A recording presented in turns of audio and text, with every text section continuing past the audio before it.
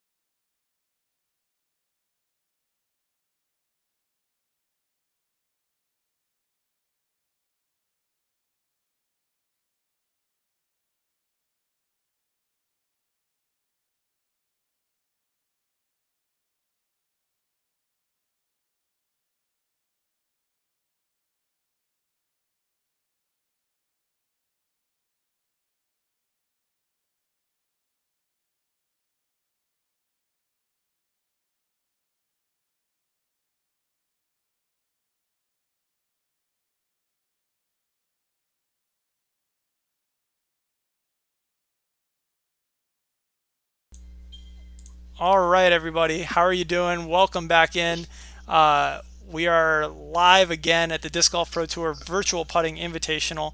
I can hear the people clapping outside for the healthcare workers, which means it is 7 o'clock, and that means we're ready to get going. Just a few things before we get started. I just want to direct everybody to our Disc Golf Pro Tour YouTube channel.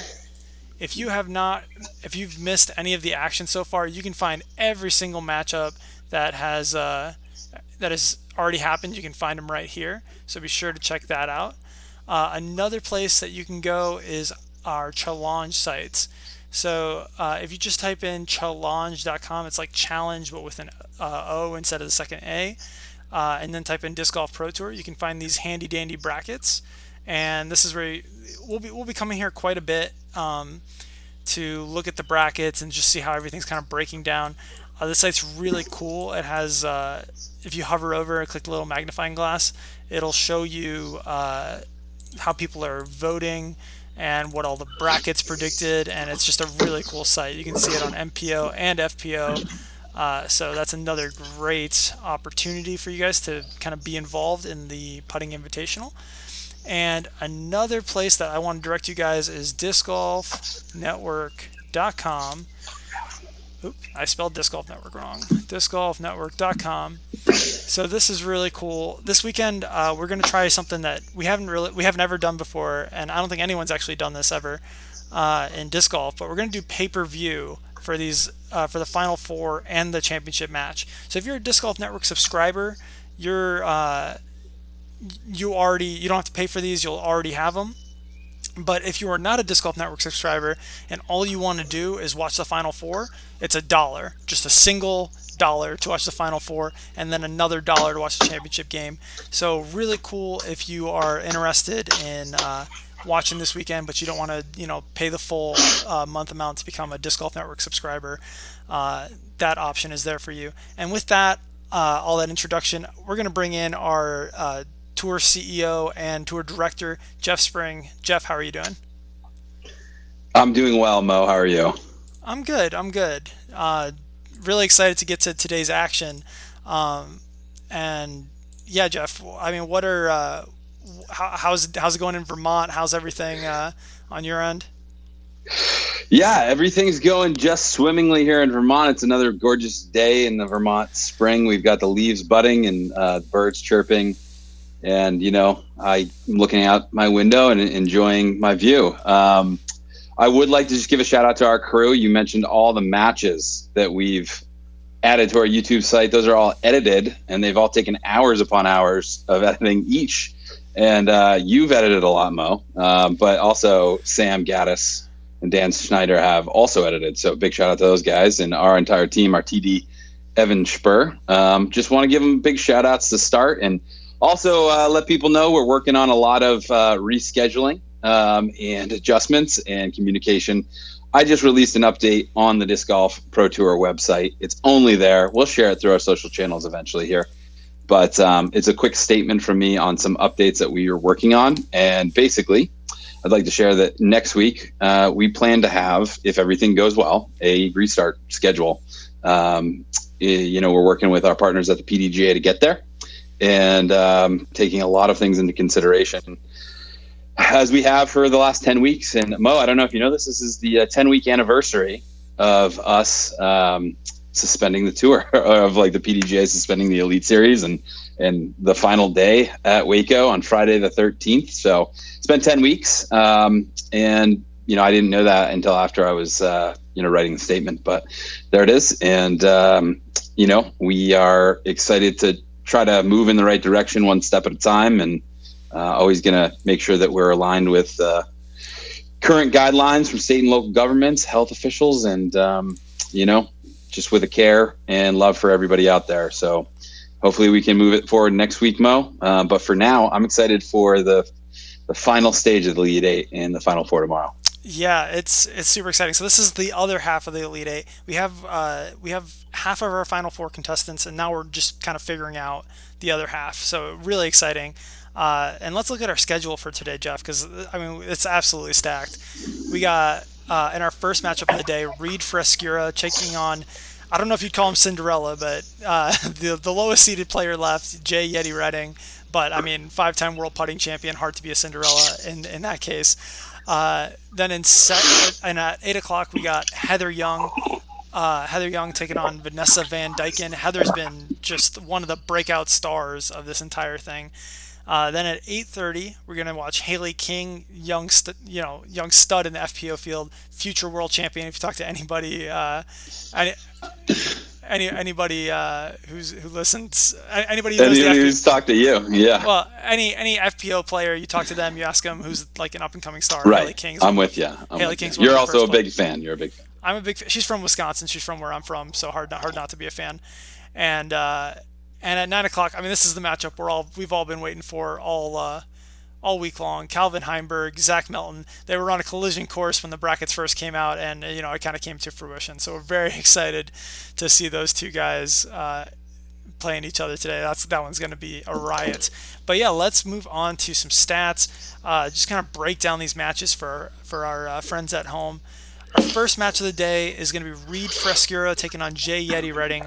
Like we talked about earlier,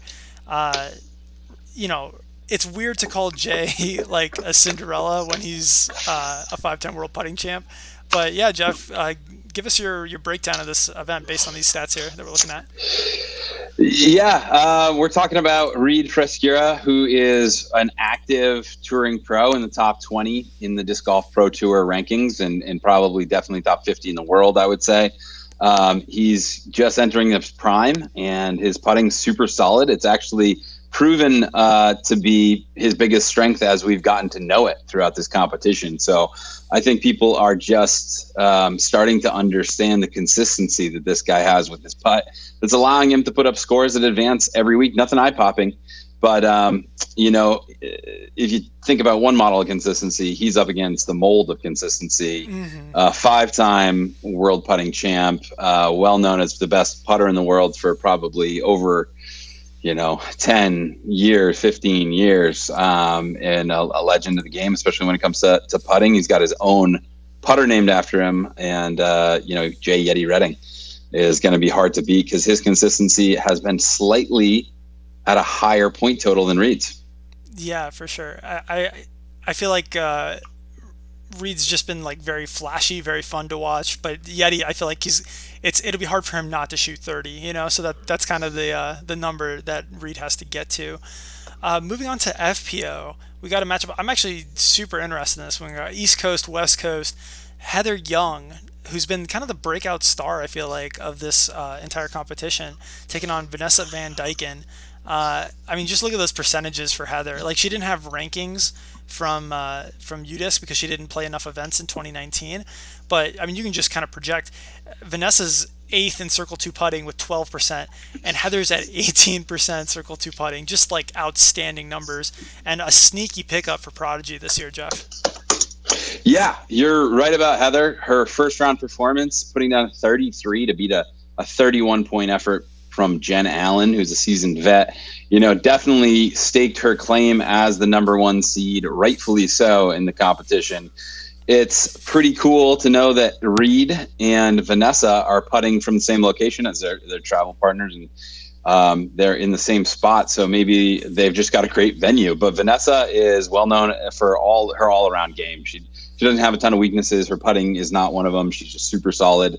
I think people are favoring Heather because her point totals have been a little higher. But it's anyone's game anytime this competition starts. And that's something we've come to find out as bracket after bracket have been busted this week, Mo.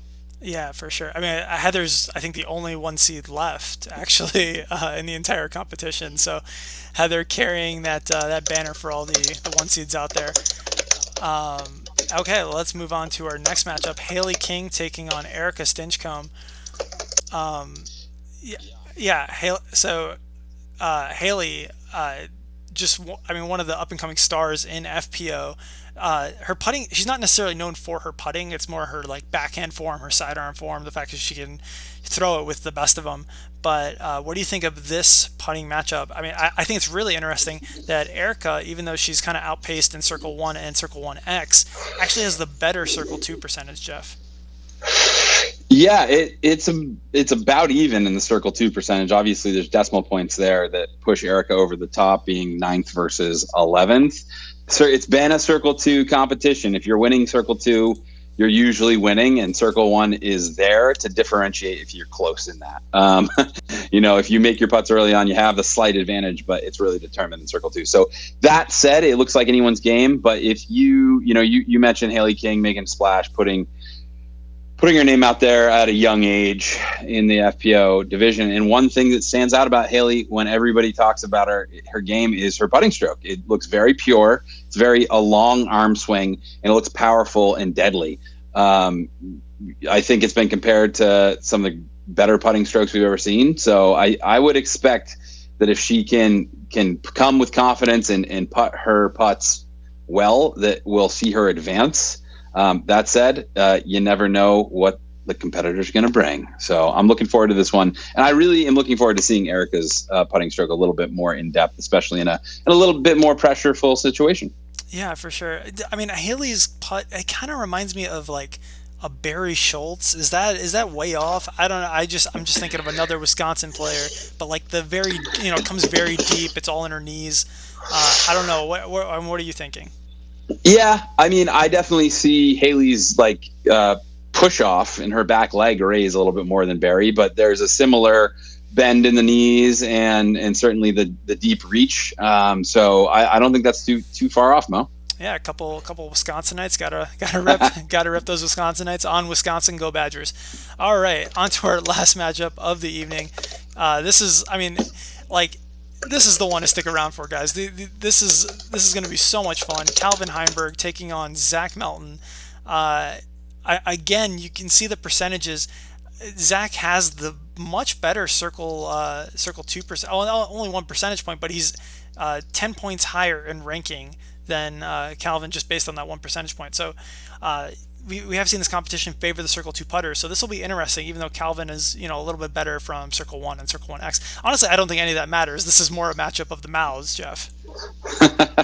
Well, we're of the mouth. I mean, Zach Melton is certainly I guess more often spoken than Calvin. He has made his way through in part on great putting and in part on mind games. So let's see if he can play some with a mind that he knows maybe the best, but perhaps is the hardest to crack.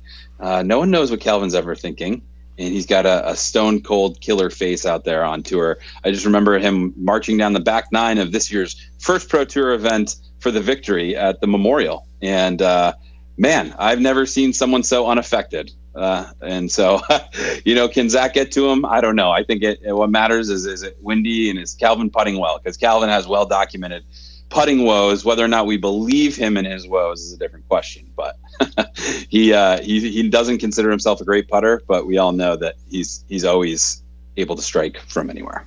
Yeah, and we also know he doesn't consider Zach a very good putter either. So that's what I think that's why we know that he fears him, because he's going to tell everybody how mediocre Zach is at putting, but I think he knows he can lose. Yeah, that's one of the ones that you're definitely. I mean, you're watching mostly. Part of the reason you're watching is for the competition, but another big reason you're watching is for the banter that's almost assuredly going to go on between those two guys. Really looking forward to that one. But yeah, of those four matchups, which one are you most excited for? I've got to go probably with the anchor, the Melton Heimburg match. I did see. I was talking to a friend, and why aren't you doing commentary? Well, honestly, it's a good chance to talk back and forth, or even just element and part of. Sorry, Jeff, we kind of lost you there for a second. Oh, okay. I'm not sure. My frozen. Can you hear? Oh, yeah, it looks like you froze a little bit, but that's okay. We'll get that. We'll get back to you after the break. For right now, let's just go to some trivia, Jeff. While we have you here, we have your audio. So there were only 2 players during the Sweet 16 who were perfect at both the 25-foot and 30-foot stations, Jeff. If we've watched all these matches, so this should be pretty easy for you. Who were they? So only 2 players during the Sweet 16, perfect at 25 and 30. Who were they? We will answer that question for you guys after this short commercial break.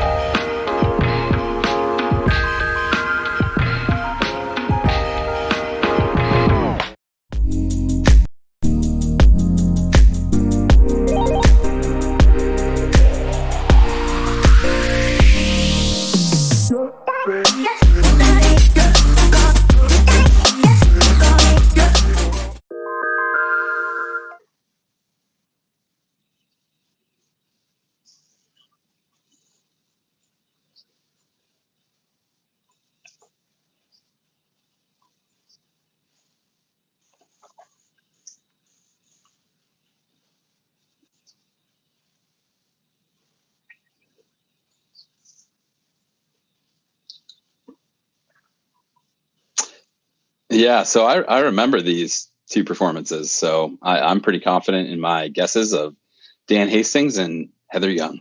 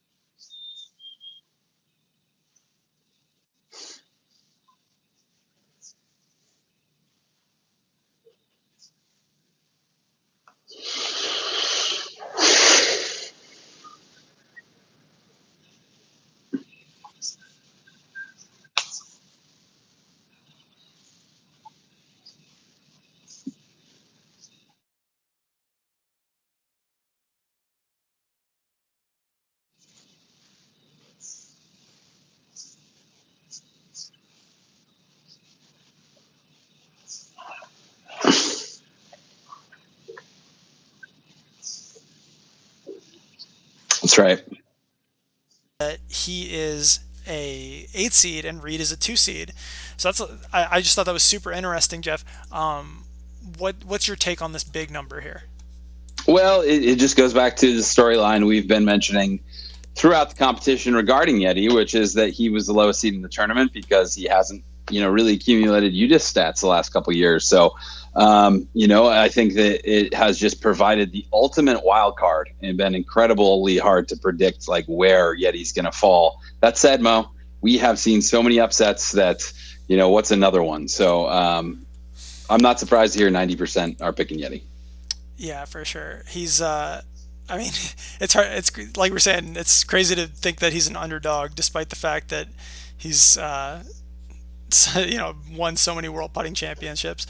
But moving on, let's go to our next big number. Heather Young, 33 points. That's the number of points she had in her Sweet 16 matchup against Jen Allen.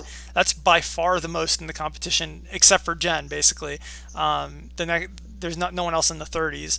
So yeah, Jeff, what do you think about Heather Young? Like, is she just like the hands down favorite at this point to win this event? I think she has to be with putting up 33, number one, the highest total yet, and her putting stats are telling us that she's the number one seed. So when you put her performance and her stats together, she's got to be the favorite. That said, can she really do it though? I mean, I think that's a question in the back of my mind. Can she actually go ahead when the pressure ramps up in these next few rounds? Can she make it to the Final Four with a good performance? Can she make it to the championship? I mean, those are all ifs, and I think that number puts that possibility on the positive side of the prediction, but you still got to do it, and she's only 17 years old now. Yeah, for sure. Yeah, she's like I said, one of the breakout stars of this thing. I hope more players, more fans get to kind of learn her name. She had a top 5 finish at Idlewild last year, I want to say, but if she can win this thing, that'd be really cool for her family, who we know are watching at home. Our next big number is 2, and that's the number of points that Hailey King got from the 35 40-foot stations in the Sweet 16. Now, Erika Stinchcomb is definitely she's not the favorite. Hailey King is undoubtedly the favorite in that matchup, but that is one area where maybe Erika can make up some ground, is in that 35 40-foot station. Jeff, what do you think? Yeah, I mean, this is an open door if she's not gonna capitalize at that station. That's a station. A lot of swings have happened. We've seen really great performances, but surprisingly, we've seen some folks who've struggled mightily. I think I've asked 5 or 6 pros, what's the distance that you would pick yourself most comfortable at any distance against this type of field? A lot of people are saying 35, 33 to 35, just outside the circle, yet it's such a swing area. So I would expect Hailey to clean this up and for it not to be a problem for her next time. Okay. So that, I mean, she's a favorite against Erika, but that's the one area maybe Erika can make a comeback, but you're saying that's not going to happen. Hailey's gonna clean it up. I think she's going to step up her game in that area in this match. If I just had to go with my gut. Yeah, for sure. Moving on to our last big number. This is 7, and that's Zach Melton's seed in this event. We've been hearing a lot of people talk some trash about Zach Melton in this event. We heard Simon saying, "Oh, I didn't realize Zach was I didn't think Zach was very good, so I was excited when I got matched up against him." We heard Calvin talking trash about Zach Melton being only a 7 seed. His path to the Final Four is really easy. And actually, we got a little bit of sound here. Let's listen to what Vinny had to say when we asked him about his excitement level playing against Zach Melton. It's cool to actually get to play him. I mean, it was a possibility when we found out we were in the same quadrant, but I mean, we were both multiple wins away from getting there. It's very surprising that Zach made it. I know everyone's probably surprised. He probably busted everyone's brackets. I mean, no one knew he could make that many putts, but somehow he's pulled it off. So yeah, I get to play Zach, and I don't know. I think it's gonna be fun. It sounds like he has a bunch of bad weather, and I don't have access to an indoor facility, so hopefully it's just raining on him the whole time.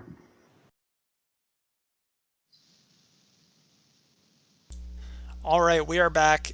Jeff, it was raining all week in Tennessee, so we don't know exactly what Zach and Calvin had to deal with. But I mean, the camaraderie between those guys is just so great. Yeah, if you want to call it camaraderie, no, it is a dark form of camaraderie, which I think is the style they like to interact in. But yeah, it's just great to hear, a little bit of poking and prodding, and I can't wait to see the match. Yeah, that's one I think we're all pretty stoked to catch, and that's coming up. That's coming up at 9:00 p.m. So just be sure to stick around, stick through the broadcast, and we will see you guys then. But before we get on to our Reid Frescura Yeti Redding match, we got one more commercial break. See you soon, guys. And I'm getting dragged in the comments, dude. NADGT presents the first National Putting Championships. Huge cash payouts, huge prizes, media coverage. Represent your state at the Nationals in October. You can play from home or at the course. Registration now open on Disc Golf Scene. For more info, visit nadgt.com.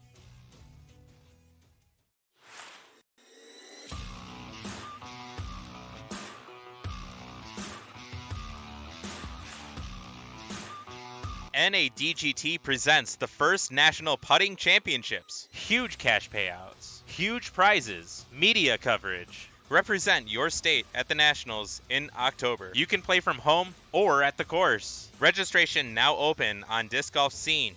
For more info, visit NADGT.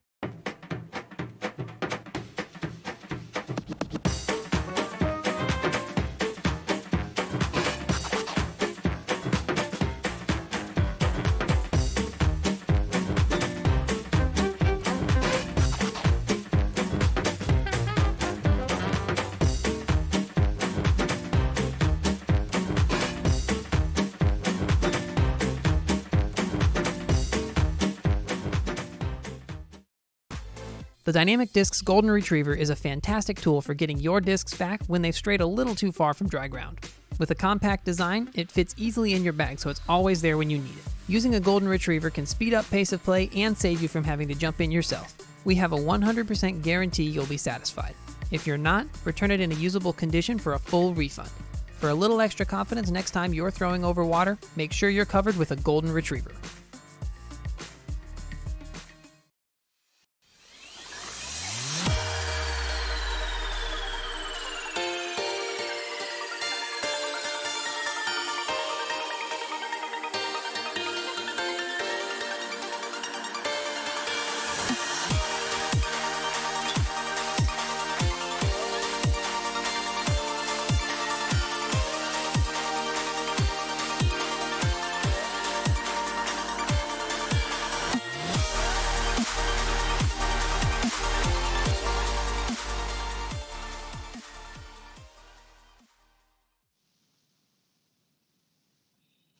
All right, guys, we are back.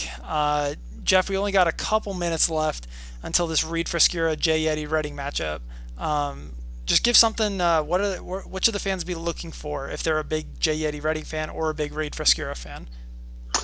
They've both been pretty consistent throughout the tournament. Yeti's been low 30s, and Reid's been high 20s, pretty much average. So I think that you can expect Yeti to cruise.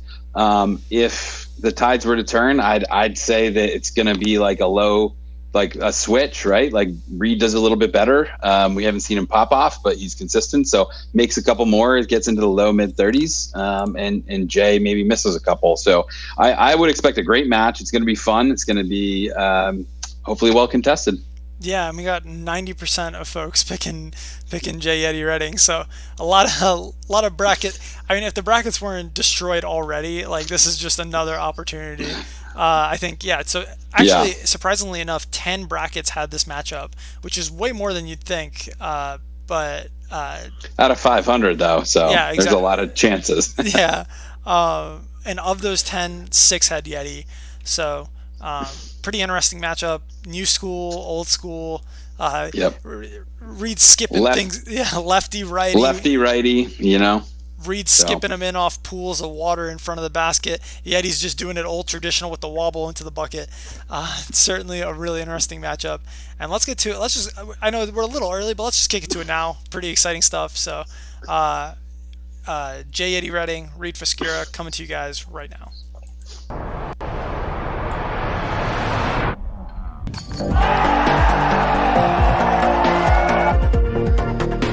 Lofting it up. Wow! Out of 70 foot.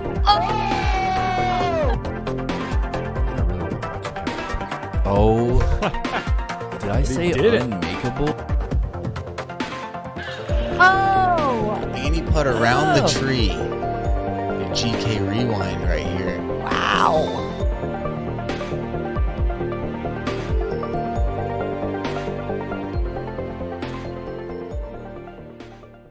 Hey, good day. This is Jay Yeti Redding, Hall of Fame team member for Innova Champion Disc, former captain and also proud sponsor of Grip Equipment, Zuka Carts. And when I'm on a knee, I got the ground bound down there. I'm putting with the Innova Yeti Pro AVR.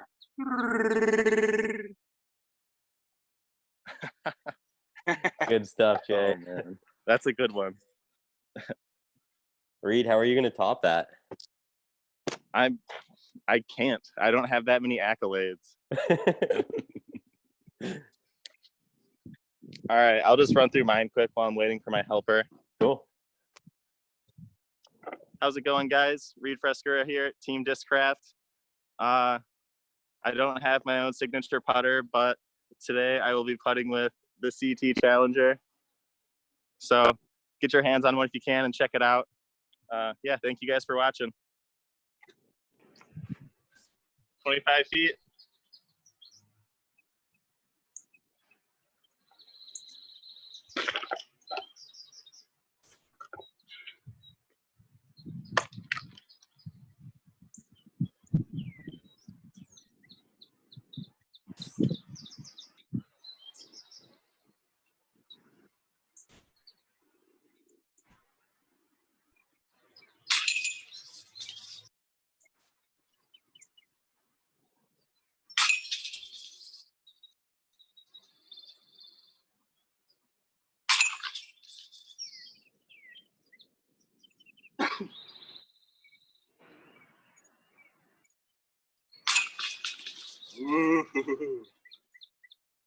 That was in the whole way. 5 out of 5. Nice job. Yep. Nice set.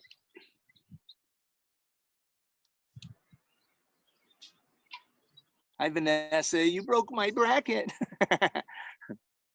Hey, Jay. Nice to see you.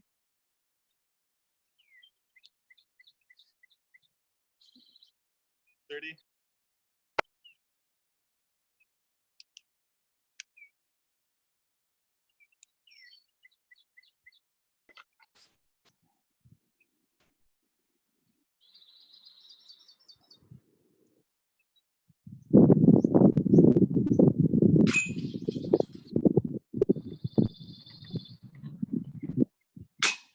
So sick.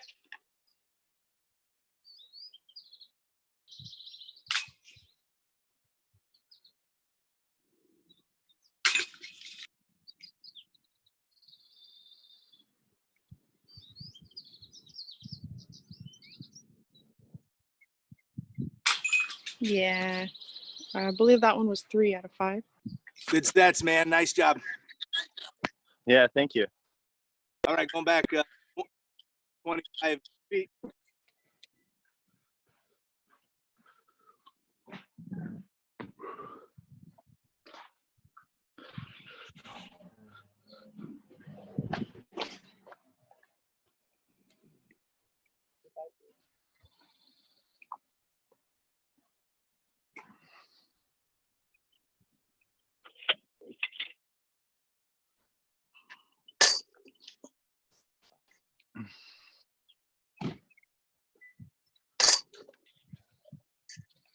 So sick.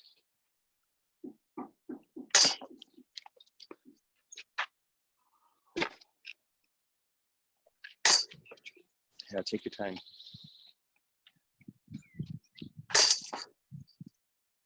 That's 5. 5 for 5. Nice start, Yeti.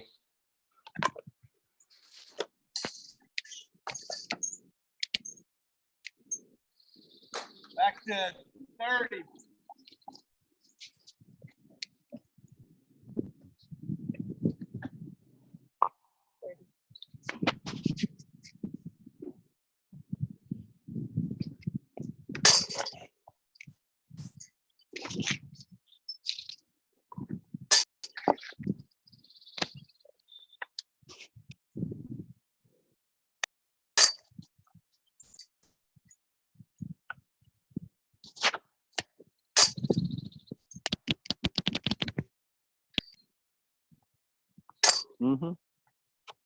Yeah, that's pretty good. 4 out of 5. All right, 4 out of 5 from 30. All right, guys. Well, that's the first round. Nice putting through that first round. We got a difference of 1 point at this point. And Yeti, you'll lead us into the second round from the 35 and 40 footers. These putts will each be worth 2 points apiece. So whenever you're ready, you can take us away. All right, going back to 35.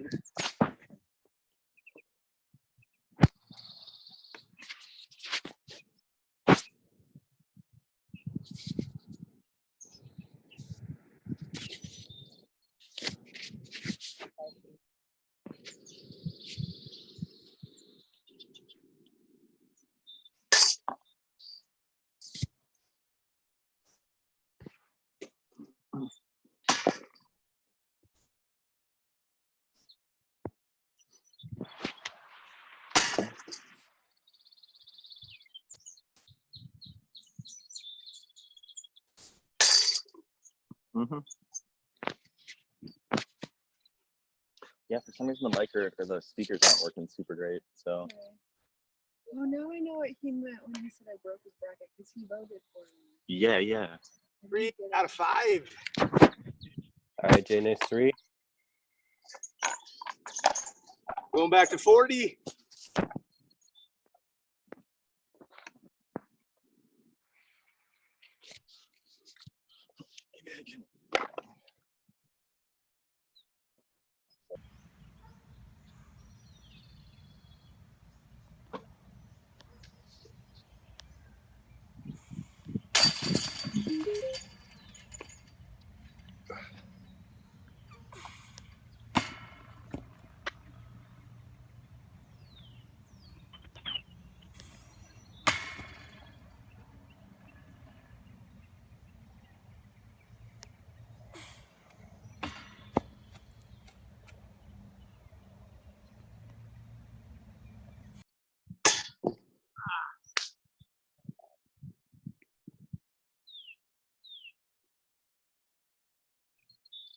All right, 1 for 5 on that one. All right. 40.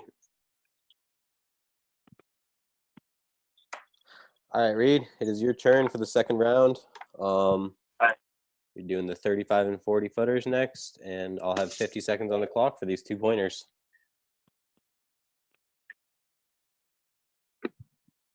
All right, let's do it. Here we go.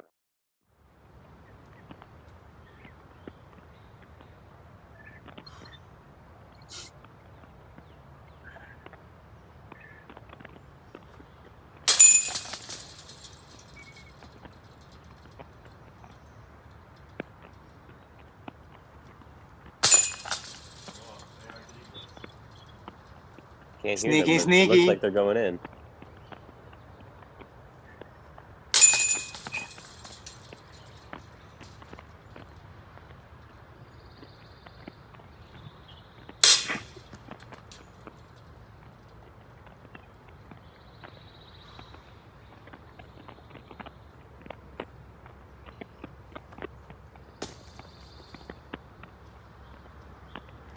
Oh, at 3.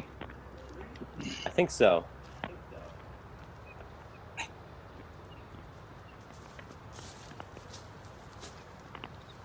So sick. You don't even know.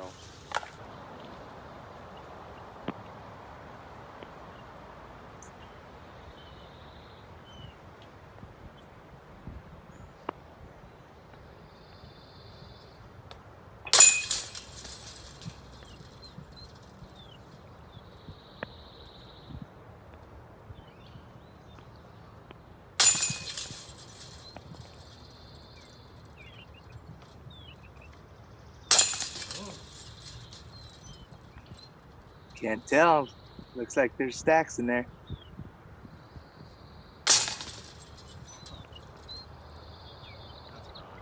That one could have been off the front. I'm not sure. Hard to tell. Looks like he's just dropping them in. Yeah, he might be, especially the way he's running those down right now. I think he switched to a tailwind and he's kind of nose down, dropping them in. Looked like a good set. It did.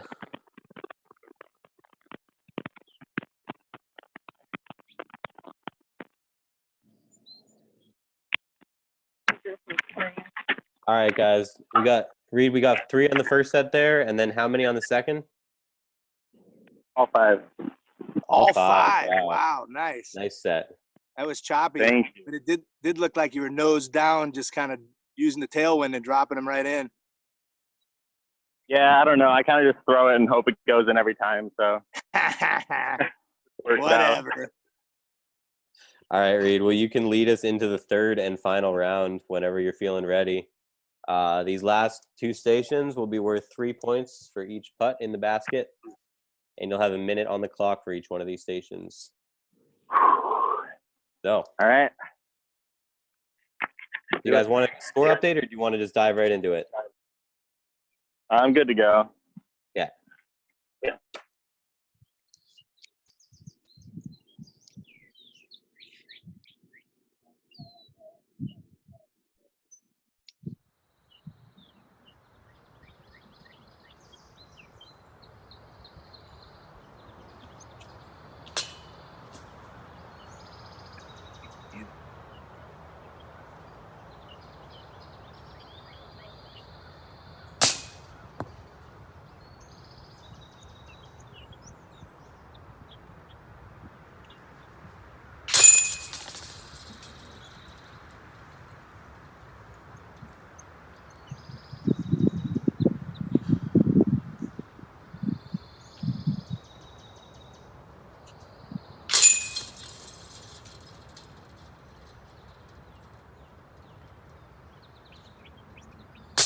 Oh my God. That one bounced.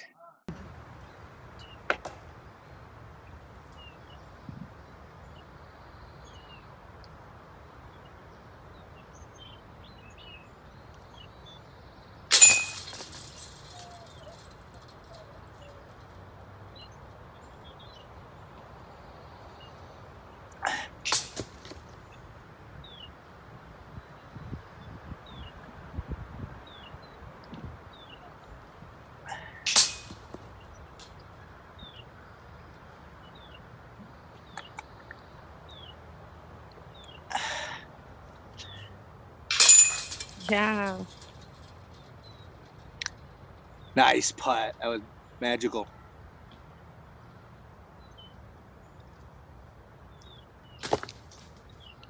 Yeah, 2. Nicely done, man. Good putting up there. All right, Reid. 1 and 2 puts up a decent score though. Got 1 the first time and 2 the second time. So Yeti, you can finish us off here with the 45 and 50 footers. You'll have a minute on the clock for each one of these sets. All right, man. You left me in the hole here. I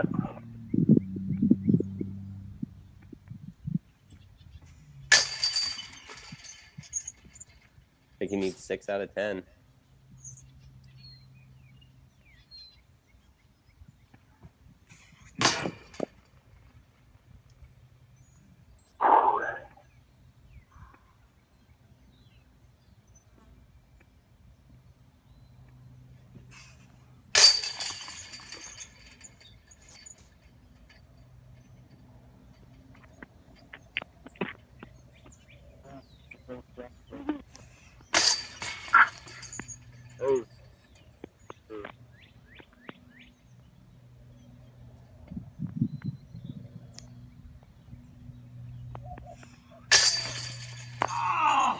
Oh, wow. 3 of 5. Wow. All right, nice set, Jay. That's 3, right? That was 3. Going back to 50. What a little teeter-totter there.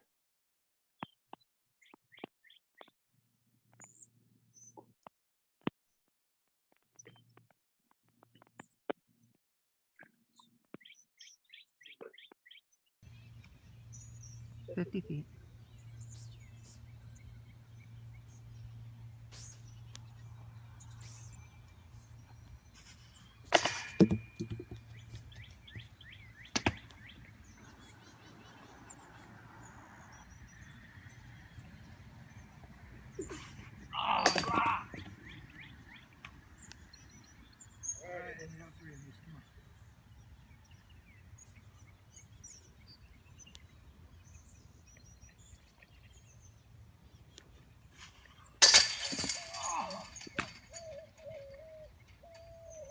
That's it, Reid.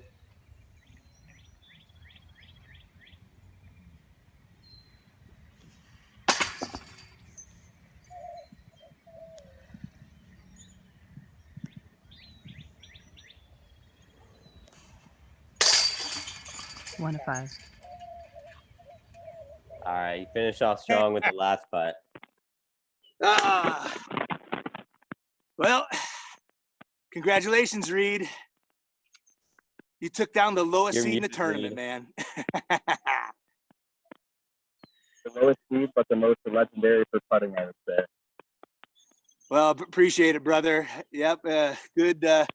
It's hot right now. We're supposed to break a record down here, but it's still early enough in the morning. But we do have a little southern breeze, man. I thought they'd lift them, but you saw I hit cage several times there. It was kind of, I don't know. It was a heady to me, but all good, man. You putted fantastic. So at least I didn't, go out with somebody else shooting chumpy. So great round. What was your 33. total?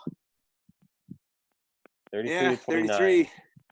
That's anything in the 30s, I think, in this contest is pretty super solid. So rock on, man. Nice job, Reid. And I just want to thanks to the Disc Golf Pro Tour and all the fans that have been jumping on board. Thanks to my fan base. Love you guys.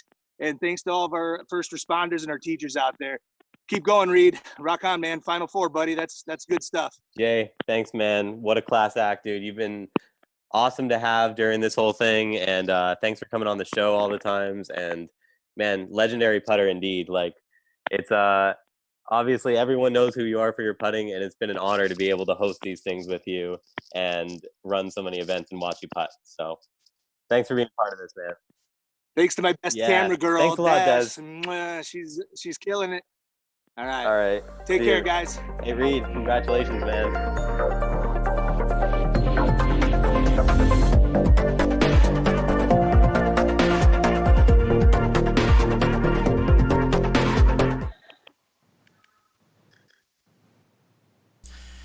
All right, everybody, we are back, and we're joined by the winner of that last match, Reid Frescura. Reid, congratulations on a big one. You're going to the Final Four. How does it feel? It feels pretty good, man, I have to say.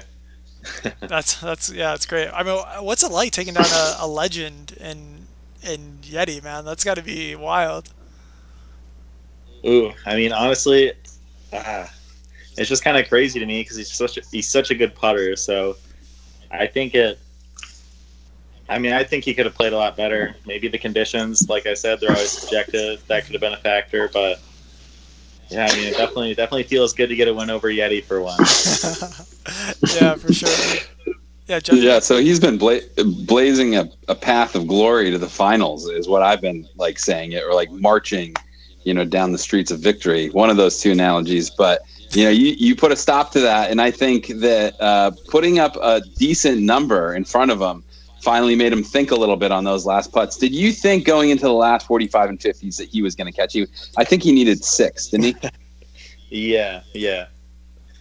I agree. I think 100% he definitely could have caught me, and that's what was going through my head because Yeti is Yeti, So I was like, well, at least I tried. But 33 is one of your better numbers. And if we look at the breakdown of this match, it really did come down to you getting that early lead in the stations Mo was pointing out is important, 35 and 40. You feel like that's your wheelhouse? Is that where you want to build your lead and kind of hang on, or what's your thought? Well, it's definitely the nicest because on the first two stations, obviously the most you can get is 10. But if you make both from 35 and 40, that's 20 points right there. And assuming you're shooting decent on the first two the first two stations, if you do on stations 3 and 4, that'll put you at 25 to 27, preferably if you do almost perfect. and so that takes a lot of stress off of the next two stations because it's a nice buffer, I guess, and they are closer to the basket, so you should. Yeah, and Yeti had the lead going into that pivotal 40-foot station. Where did it come from? 5 for 5. I mean, what a statement! And really, that was what won it for you. 40 feet. Did you feel it coming on at 40, or in that moment were you surprised? Did you surprise yourself?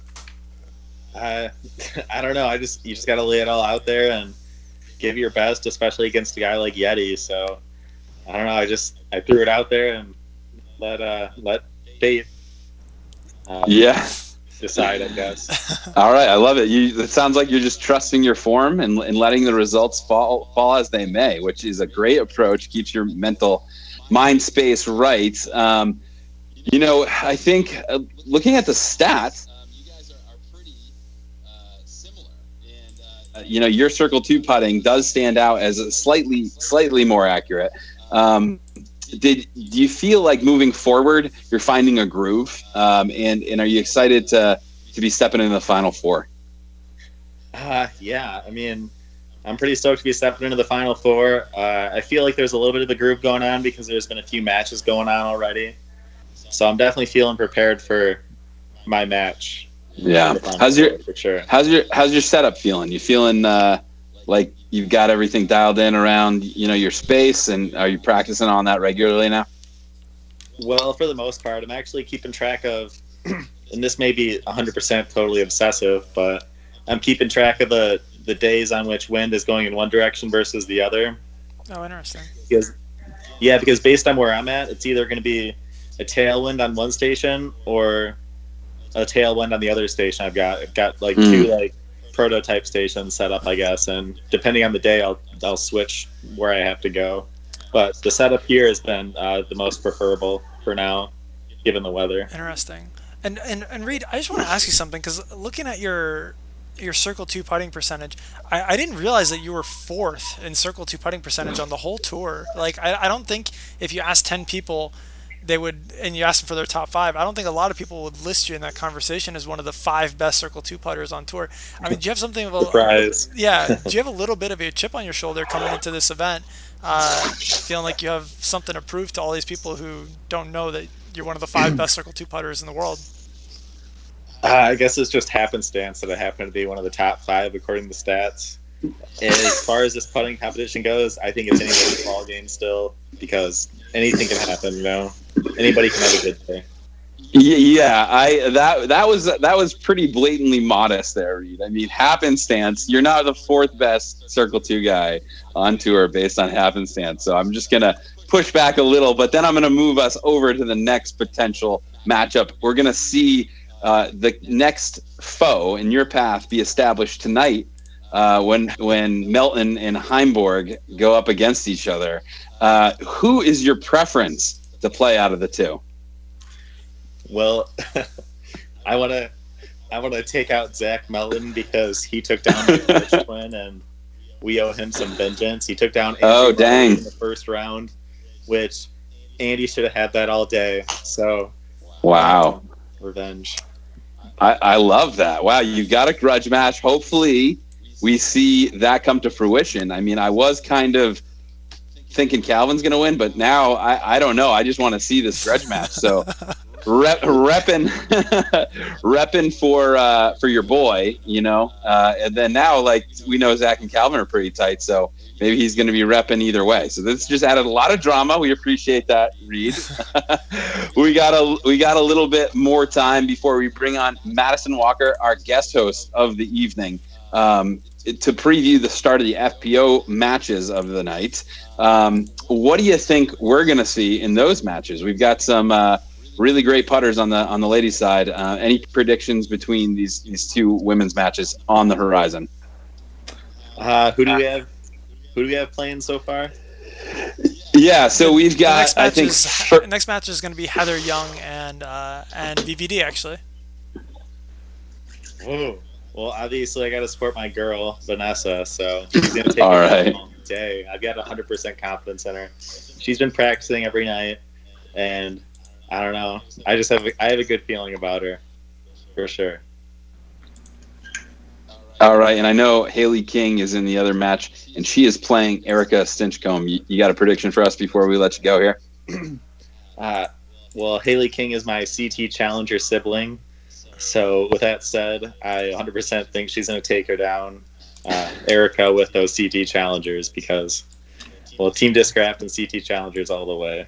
That's all I got to say. We've right. definitely noticed that the Team Discraft homies are definitely like super tight. It's actually been pretty fun to watch. Gotta represent, man. Absolutely. But we're gonna bring in Madison Walker, and you can see your name already changed to Madison Walker. But Reid, thank you for joining us, and we'll see you in the next one, man. Yeah. Good luck in the Final Four, man. Yeah. Later. See ya. All right, and now we are bringing on the old Mad in the sea, Madison Walker. She just got done with an epic bike ride earlier. Madison, how was your bike ride? It was awesome. I mean, we have mountain biking in Florida. I'm just kidding. We don't really, but it was really fun. I did a report on Florida in like 3rd grade, and I still remember like the highest point being 372 feet or something like that. Is that true? And it's like a sidewalk too. It's not even like a cool like overlook. It is the most boring like. And in case you guys are wondering, my dad plays golf. That's where. No, it's actually awesome. It's on the mountain biking course is on a ridge, so it was really cool. Lots of ups and downs, lots of routes, and it goes through marshes, so it's like half on a boardwalk. So that was cool too. That's awesome. So we've got 2 FPO matches, the winners of which advance to the Final Four, which is coming rapidly up tomorrow. We just heard from Reid. Let's hear from an FPO perspective. Who you got in these next 2 matches? First up is Heather Young and Vanessa Van Dyken. So that's tough because Vanessa's always been, in my opinion, one of the best FPO putters. And I've known her for a long time, and I've watched her putting, and I've seen her take it down and be confident. But then I played with Heather at Idlewild for 3 of the rounds last year, and she's so solid. And so it's hard for me to pick a favorite. I mean, Heather's the #1 seed. She is solid, but I haven't seen a lot of what she can do. So I don't know. I'm really bad at picking who's going to win. That's good enough insight. If you feel like you want to nudge somebody ahead, just let us know. But the next one up is going to be Hailey King No, the next one and up is Erika Stinchcomb. No, the next one up is Heather Young and Vanessa Van Dyken. The one at 8:30 is Hailey King and Vanessa and. That's what I meant. Oh, sorry, I meant the next one after the one we just talked about. All right, cool. Come on. But do you have a quick prediction since we have about 2 minutes before the first one of those 2 matches? Yeah, starts. Hailey's one of the top FPO putters on tour. She's dominant on the putting green. We know that from Circle 2 especially. Erika puts her heart and soul out there, but I know sometimes she can lack a little bit of confidence on the putting green, especially when she gets nerves. But, I mean, Erika's my girl. Hailey's my girl. It's another one that I can't pick. I'm sorry, I'm no fun. No, it's okay. Your indecision still gives us insight into what we can expect from these matches, so we appreciate it. We can't wait to break the matches down with the winners right after with Madison. So Madison, you're going to stay with us for a while, is that right? Yep.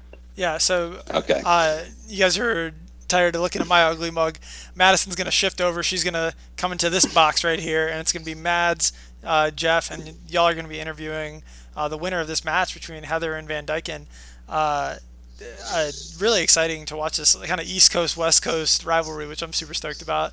And I also think it's really cool that Heather's like whole family is always there to like root her on as she's putting. I think that's like super cute. But yeah, any last insights into Heather Young, Vanessa Van Dyken before we go on to the match? I feel like Vanessa just has a lot of experience with nerves. So I feel like she does have a leg up in that part. But Heather is just so confident. And it's almost like because she hasn't done it that often on the big screen, like she almost doesn't care. It doesn't bother her. So I'm ready to see what happens. Yeah, me too. I'm super stoked. Looks like it's getting up to 8. I know the counter has just been a little bit off. I don't know why it's like not counting good, but it is 8 o'clock on my watch. So let's watch it. Heather Young, Vanessa Van Dyken coming to you guys right now.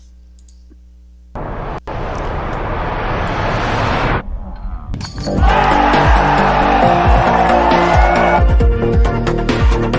it up. Wow! Out a 70-foot. Oh.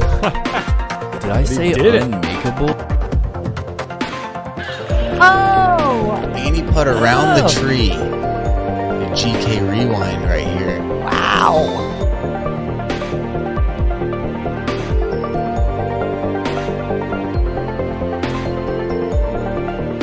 I'm Heather Young, and I'm putting with Prodigy PA3s.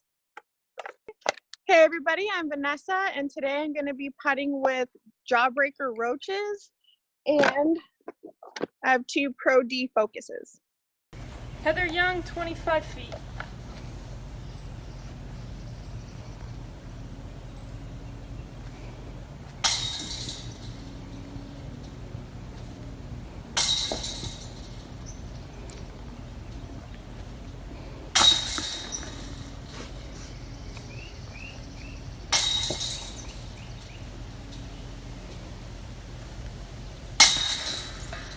Two of 5. Hey Reid, when you get a moment, can you help me dry my putters?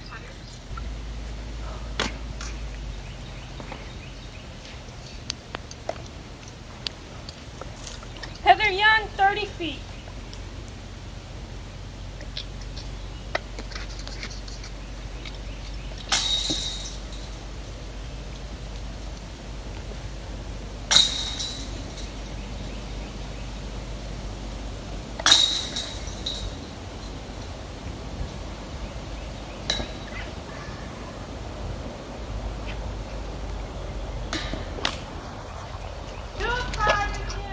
Okay, Vanessa Van Dyken, 25 feet.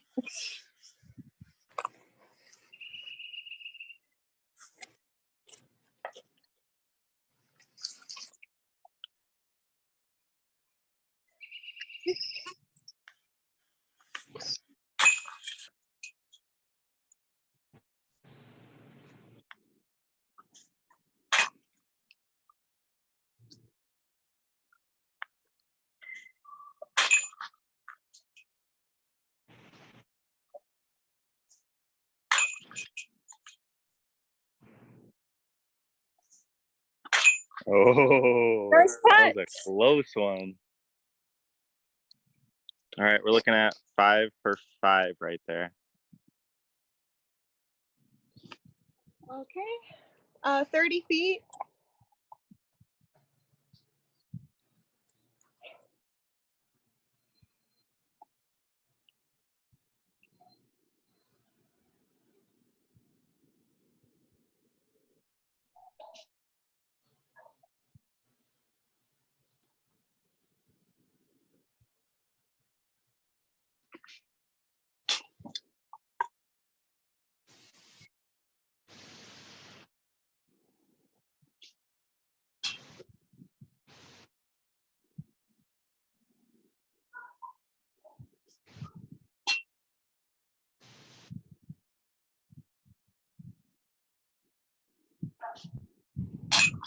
One.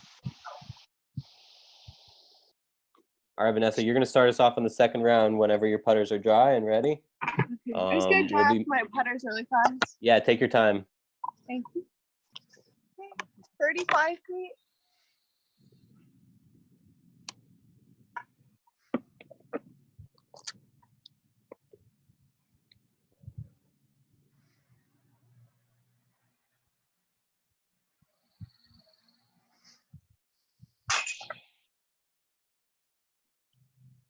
I'm gonna wait for the truck to have time. I mean, you had 50 from when it starts. Usually putt pretty quick, so probably good.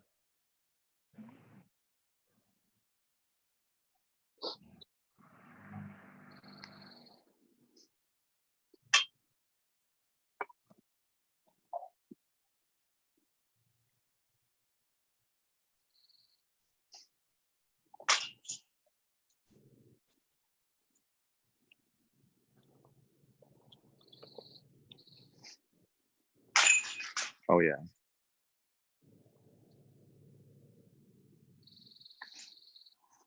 Just 2. 2 out of 5. All right, from 40 feet. Ready when you are.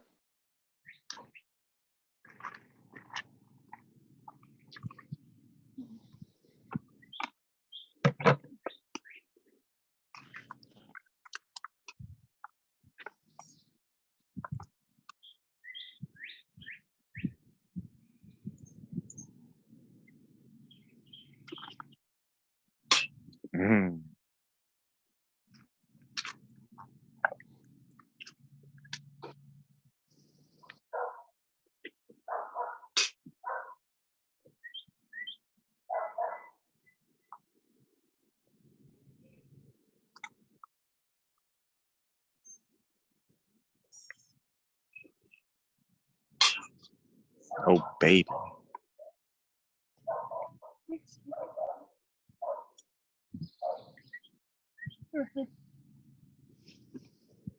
Oh, baby. Next.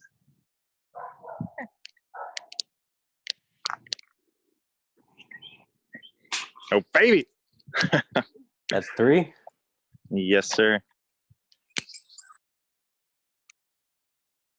35 feet.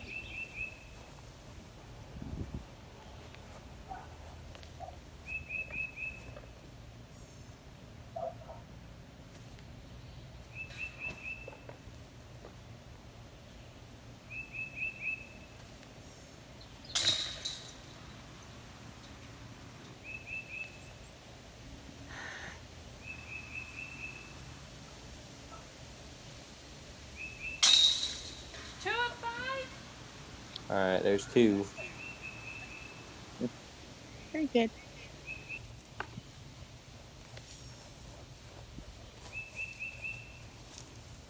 Heather Young, 40 feet.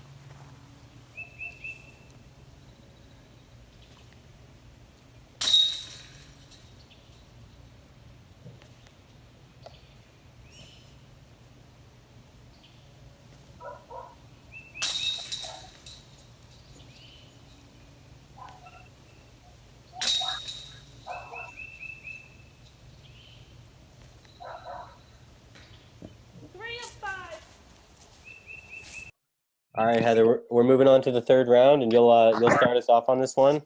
So I'm increasing the timer to 1 minute for each one of these sets. Load. And each one of these putts are going to be worth 3 points. So whenever you're ready, you're welcome to take us away at the 45 and 50 foot stations.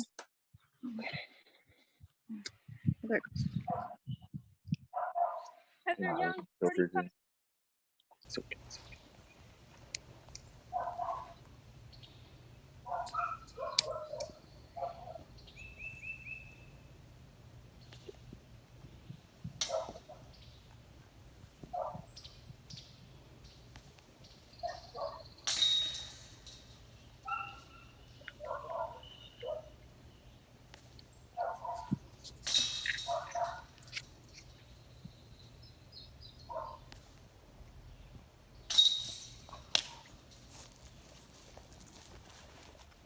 That last one splash out, Todd? Yeah, 2 of 5. Okay, that was 2.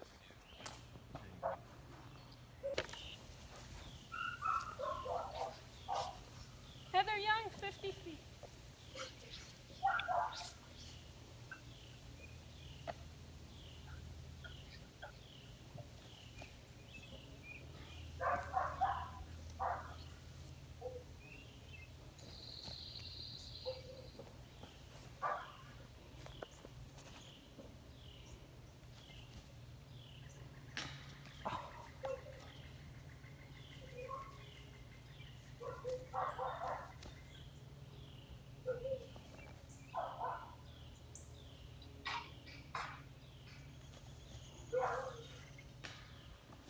Zero. Tough day.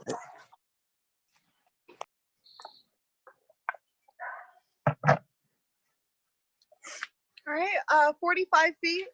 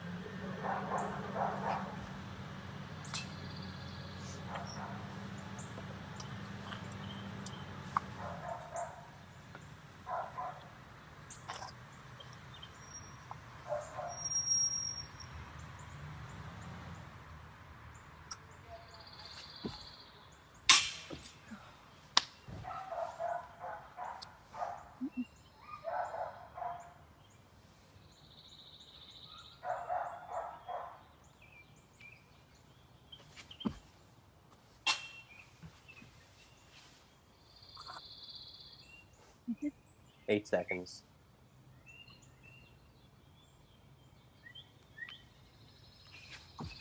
No. 0. From 50 feet.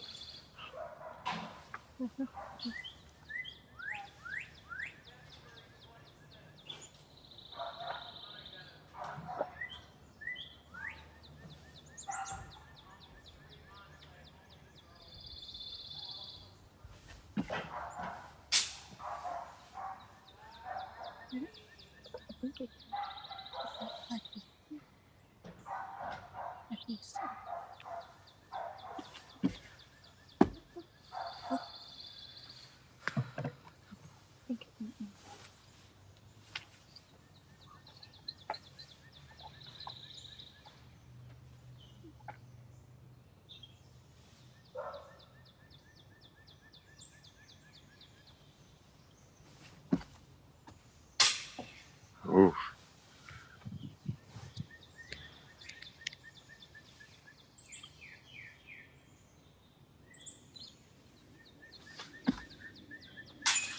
Oh my goodness. Robbery. 10 seconds.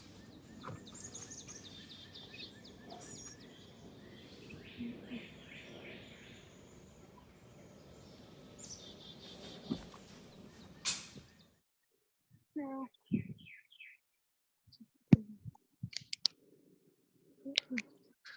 That was 0 for the last one. All right, well, Heather, those last 2 putts at 45 feet took you into the Final Four. So congrats. Okay. Moving on. Really nice putting to both of you. Thank you. I know it can be a little tricky with the moisture or the rain or whatever elements competitors are dealing with. So thanks for battling through those elements with us. Hey, Vanessa. Hey, congratulations, Heather. Good job. Thank you. What did you get on the first round? I haven't heard. The first round, like with Sarah? Yes. 17, I believe, or 16, something like that. Okay. Uh-huh. Well, congratulations. Thank you. You too. Thank you. It was fun getting to do this with you. I know. Hopefully there's more.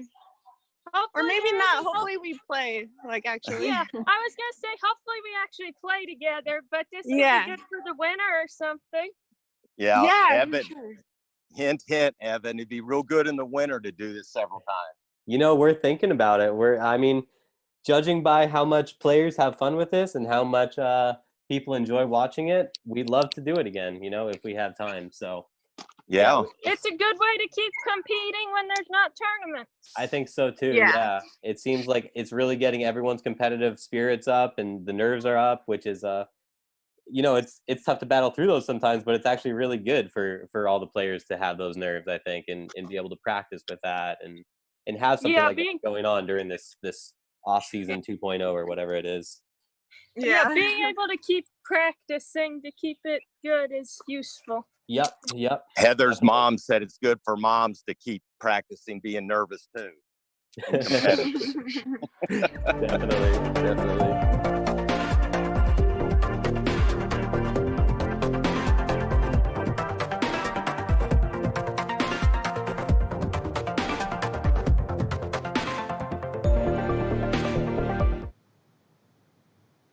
What's up, folks? We are back. What a match. We're here with the winner of that match, Heather Young. Heather, wow. You went into the last round having to watch Vanessa 4 points behind. She needed 2 to win. Were you nervous? Yes. I was really nervous watching that. Well, we've seen you put up 33 in the first round. This round, you go 20. Tell us a little bit about how you feel. You performed in this match particularly. This one really didn't feel that good to me, and it was really amazing thinking about it afterwards. In the first match, I felt totally comfortable, like I was just putting, and I got a score that I'm happy with. And then the second round, I thought too much about it and made it too much like it was competing instead of just do what I can do, and I think that hurt my score. I was actually wondering, Heather, like, when you're competing, like I said earlier, we got to play at Idlewild for 3 rounds in a row, so I got to watch you putt a lot. And you're so confident on the putting green, you never really seemed nervous. You seemed pretty in your element. When you're doing this style of putting competition, I mean, everything's timed. Are you still going through your routine, or are you in a different type of mode? Like, are you in a more of a practice type mode? Yeah, for me, the time really wasn't an issue. I tend to putt pretty quick, actually. So for me, it was actually reminding myself to slow down and do my routine instead of just rushing through it. Yeah, especially on those long ones. I mean, you really have to tell your brain and your body what to do, because that's not a normal putt that we all do all the time in practice. That's a bonus in a tournament round. Yeah, totally. I never really even used to practice those, and then I just started practicing them for this, and now hopefully it'll help me in tournaments too. Definitely a little more confident. Yeah, it seems like you had mentioned now twice that you're getting more practice in, so maybe your percentages will actually end up going up. Were you surprised that you were the number 1 overall seed when we entered into this tournament and we based it on 2019 putting percentages? I was surprised at that, but then I realized it was based on Pro Tour stats, and my only Pro Tour in 2019 was Idlewild, and I putted really well there, so I kind of had a little bit of an advantage with that. It was that, yeah. So it was actually based on all stats from UDisc. So I think you had one other event. Did you guys play together at another event last year? I don't think we played it on the same card, but we both played Study Ed. Yeah. Ah, gotcha. So at the Hall of Fame Classic, is that right? Yeah. Yes. Yeah. Okay. Cool. Well, we saw the putting stats. We know that you feel like you've squeaked by, and you're headed to the Final Four. Let's take a look at the bracket headed forward. I want to hear from both of you guys what you guys think we're going to see in our next match coming up, and then a little bit from Heather about who would you prefer to play next. Yeah, it's going to be right in between. Is it going to be between Hailey and Erika? Hailey is that right? and Erika. Yep. Hailey and Erika is next up. Who would you rather win, so you have to play them next to potentially move on to the next round? Wait, the title. Move on to the title. Yeah, we're in the Final Four. What do you think, Heather? Well, I've not really seen Erika putt much, and I've seen Hailey putt, and I've seen Hailey be a really good putter. So I think I would probably rather Erika move on if I was trying to win.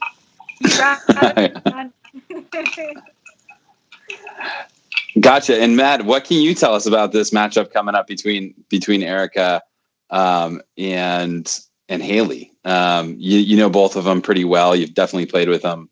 Like you mentioned, the kind of the putting contest style of this, is one of their putts a little bit more conducive to the format?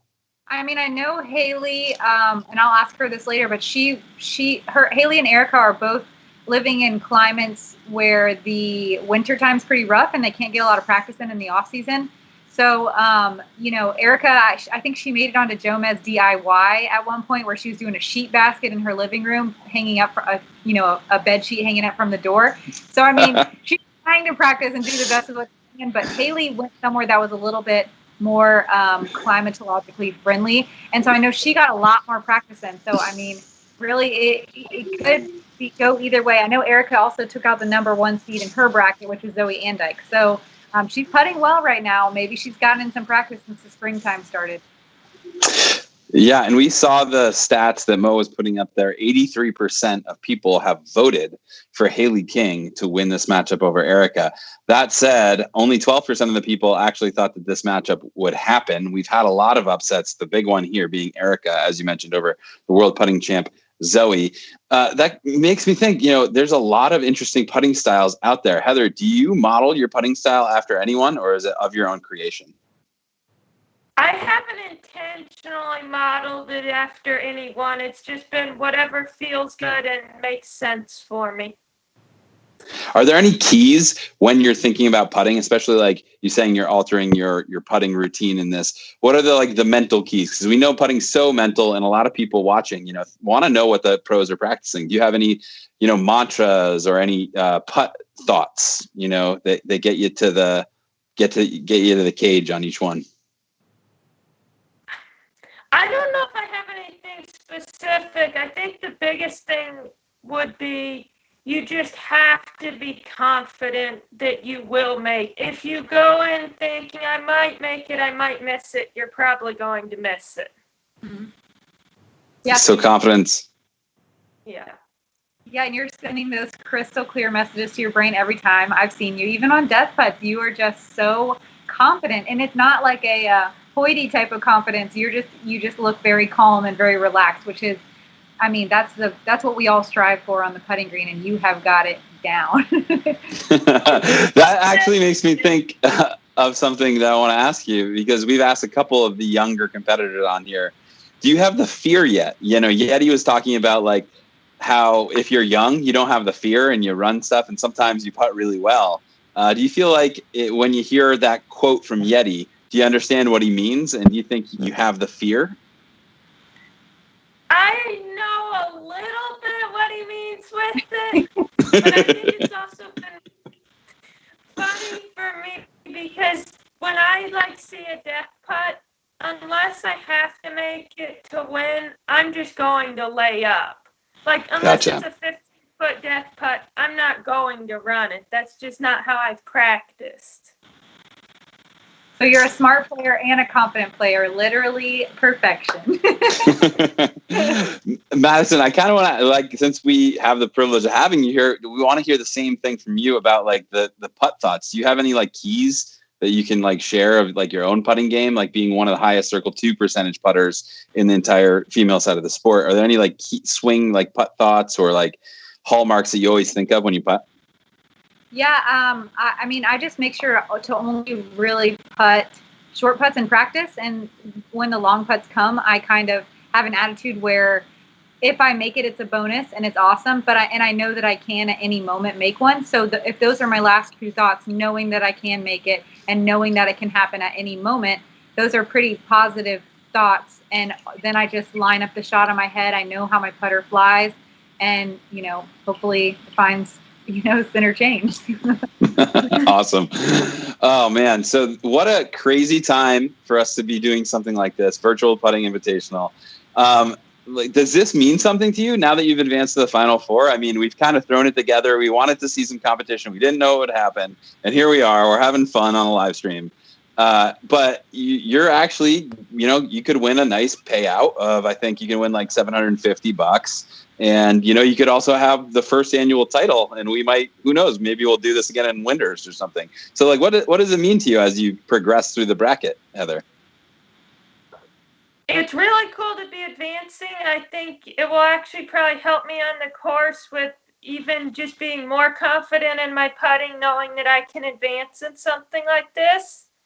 And then also, this would kind of be my first big title if I could keep advancing and win this. So I'm going to keep practicing and hopefully keep advancing. That's so cool. Well, if you guys don't mind, I'm going to switch gears and check in on pandemic life. Heather, we know that you're with your family, and you got the 4 disc golf playing sisters, all color coordinated. And just to remind the fans that don't know, Heather's whole bag, her normal competition outfits are all purple. You know, we know that each sister has got a different color. What's life like at the Young House during a pandemic? We checked in last week with you, and would love to hear any updates. Okay. So we're all homeschooled, so we've still been doing school through all of this. It really hasn't affected us too much. We have a home course on our land, so I've still been able to practice pretty much as I want to. And then it's also been funny for this putting thing, though, because so one of the things I do a lot on our land is chop wood. We have wood burning fireplaces, so we use them in the winter. So I haven't been able to chop wood for like 2 weeks now because I can't get blisters before I have to putt. Oh, what an excuse. That's awesome. That so much. Madison, you chopping wood down in Pensacola or what? Yeah, I mean, it was a heat index of 96 today, so I'm making sure to stay on top of my wood chopping so I can have lots of fire. Yeah, you need to make sure to have plenty. Well, hey, Madison was telling us about going mountain biking a little bit earlier. Do you do anything other than disc golf sport-wise? Because, you know, you seem very naturally talented and athletic. Would love to hear if you've dipped your toe in soccer or, you know, any of the other sports that, you know, you've got at your disposal. I played soccer when I was really young, but that was probably 10 years ago now.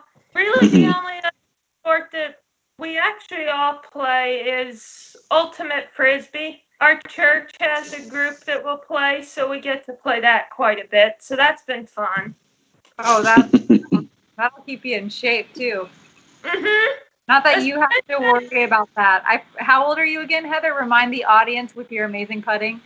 I'm 17. Woo! And she has got so many more years to come, and I'm so excited. All right, well, we've got a couple more minutes before the next match, so we're gonna try to get an official prediction out of both of you guys, even though it's gonna be hard with Madison. But like, Madison, any last minute questions for Heather? No, I think we pretty much covered it all. I'm just happy that I finally get to see. It's been rough not being on tour and being able to see all your friends that you get to compete with. So it's really nice to see your face, Heather. It's awesome to hang out, and I hope everyone else is learning who Heather Young is, because she is new, she is young, and she is somebody to watch. So everyone pay attention. You know, check her out anytime she's playing in the field. It's been great to see you on here too. It's kind of like a virtual tour check-in, like the whole week, you know, like, so it's been fun, you know, for sure. And all right, so let's turn our attention. We've got probably about 2 minutes before the next match debuts. Actually, I can look at the counter. Yeah, it's 2-something. It's very small on my screen, but it's Hailey King, it's Erika Stinchcomb, and I'm not going to ask you guys to predict a winner, but I'd like to know what you think the total overall points could be. There's pressure. It's a chance to get into the Final Four, but they've also had one round under their belt. If it was 20-20, there'd be 40 total points. Are you going over or under 40 total points in this match? I'm going to start with Heather. I would guess it. I think with nerves, it could be slightly under 40. Slightly under. Okay. Bold prediction. Madison. I mean, with nerves and everything happening, I only shot 10 in the first round. So I think if both of them are shooting 20, that's pretty unbelievable. I feel like it's going to be under. Going to go under. All right. Well, maybe I set the over under a little bit too high, but you know, who knows? It's going to be a close match, and we've got a few minutes left. Do you guys want to venture out on a limb and predict a winner of this match? Or do you just think it's going to be too close to call? Heather. I think it's going to be really close, and I've really only seen Hailey putt. I think Erika and Hailey are both going to be pretty solid from the short putts, but I think that Hailey is going to take the cake from the long putts, which is where the score is happening. So I feel like Hailey might win, but I have faith. Erika came out of nowhere last year at Worlds and was on the lead card for 2 or 3 of the rounds. So she can pull off anything at any moment. All right, and one last question before we kick it to the match. We've got two other survivors that have made it to the final four. We've got Christina Lincecum, and we've got one other player. Hold on one second. My mind escapes me. Charlotte Toll. Yeah, so Christina and Charlotte. They're on the other side of the bracket. Any predictions for their final four before we let you go, Heather? I've never met either of them, so I really have no prediction for them. All right. Well, we are firmly uncertain here in the booth. And with that, we're going to give you guys a little sneak peek a little early. We're going to kick it to this match. Please enjoy. And Heather, thanks for coming on and spending some time with Madison and I. Madison, we'll see you after the match. And everybody at home, enjoy this. Winner goes to the final four. Thank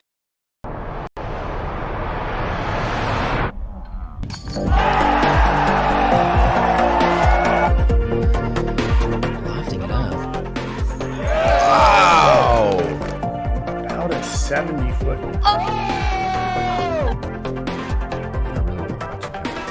Oh. Did I say did it. unmakeable? Oh! Annie put around the tree. A GK rewind right here. Wow!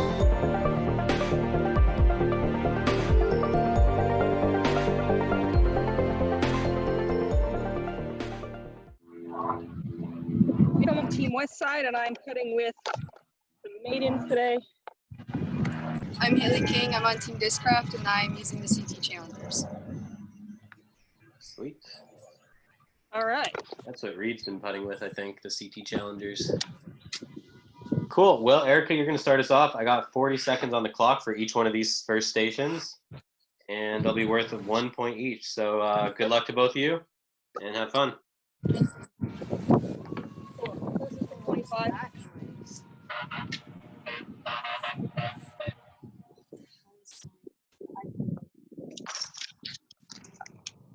Yeah, it's my paper. Bring that back.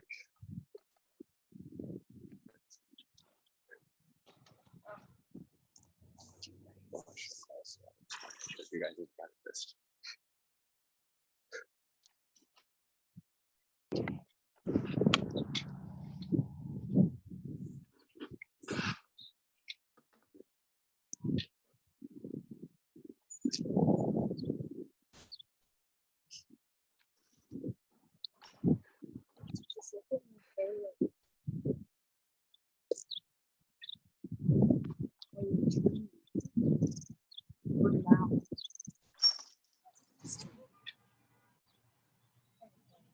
Also two. All right, 2 at 25. All right, Hailey, the first two sets, 25 and 30 feet. 40 seconds on the clock, each one. Ready when you are.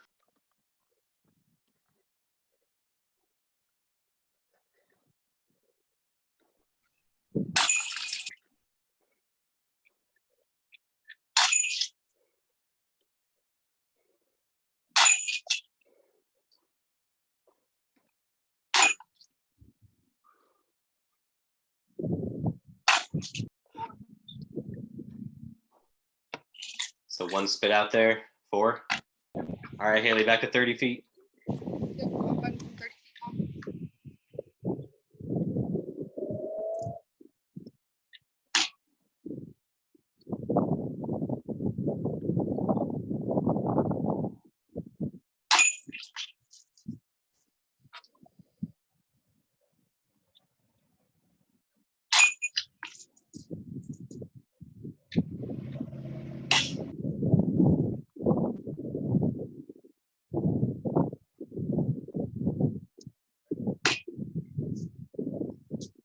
Two. All right, 2 out of 5 from 30.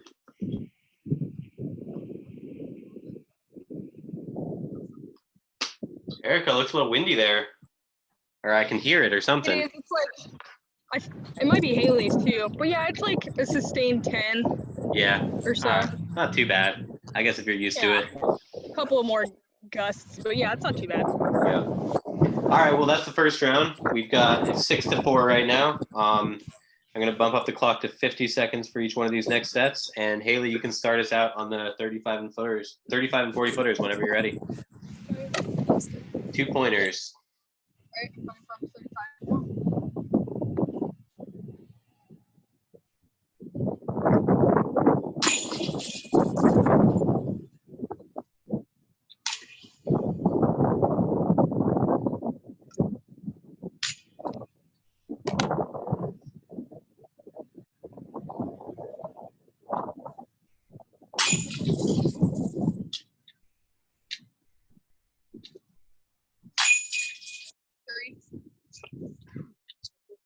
All right, 3.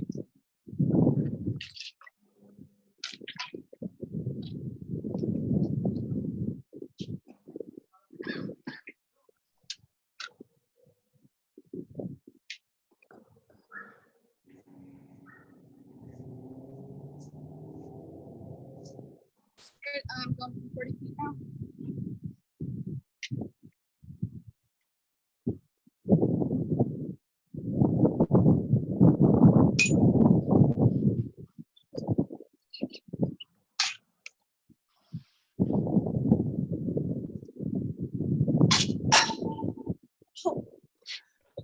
That's crazy.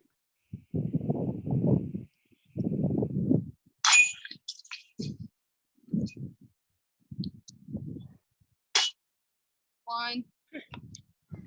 All right, The 1 from video's 40. kind of rough, so all I hear is like crazy clinging noises.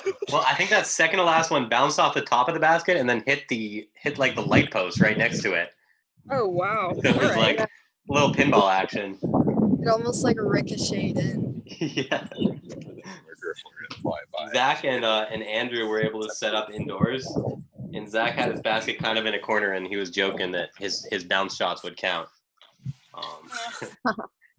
However, I don't think that would have been the case. But... All right, so that's 3 from 35 and 1 from 40, Hailey, right? Yeah. What do you guys? 3 and 1. Yeah, 3 and 1. Cool, gotcha. You're Okay. up to 14. All right, Erika, it is your turn whenever you are ready. 35 and 40 footers.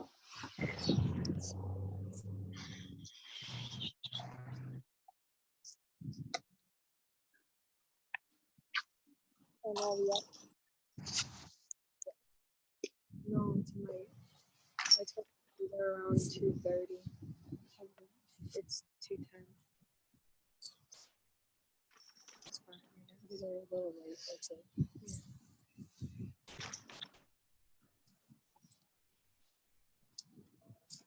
Four. Nice putting. 4 out of 5. Yeah, I always feel way more nervous on the short ones. Me too. It's because those are the ones you feel like you have to make, right? Yeah. The other ones are bonuses, so it's just fun Yeah, to it's try like and make fun. them. Yeah. I'm gonna move this back a hair. Okay. Here's from 40.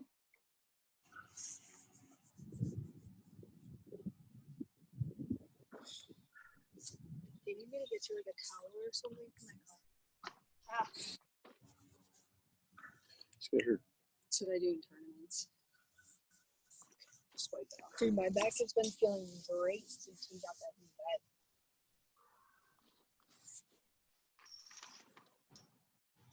Mine always hurts because I sit like this.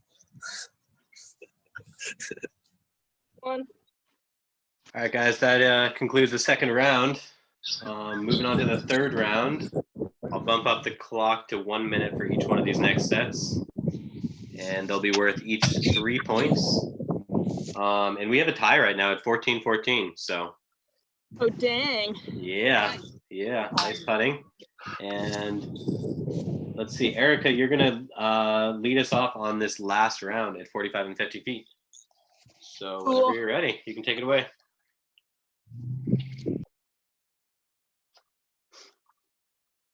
$45.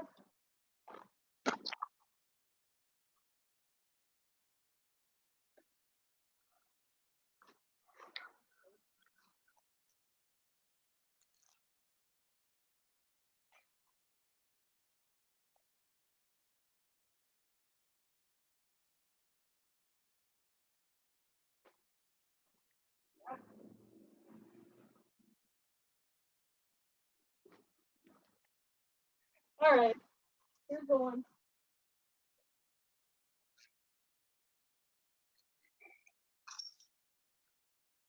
Zero. So close. From 50.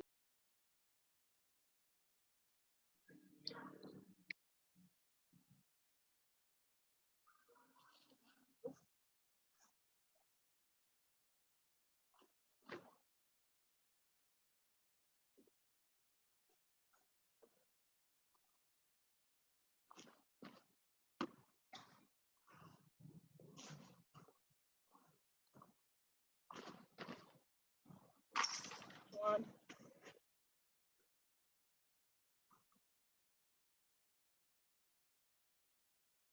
One. All right, 1 from 50. So, Hailey, whenever you're ready, you can finish us off at the 45 and 50 footers. Going from 45 feet now.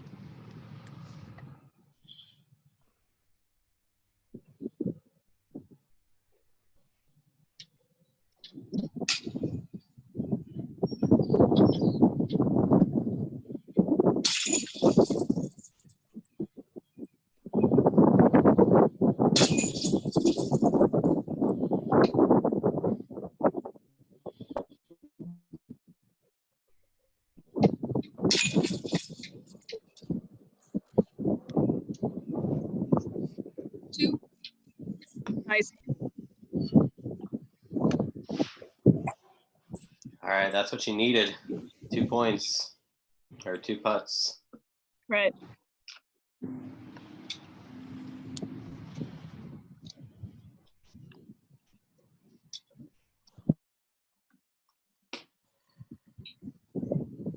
Going from 50 feet now.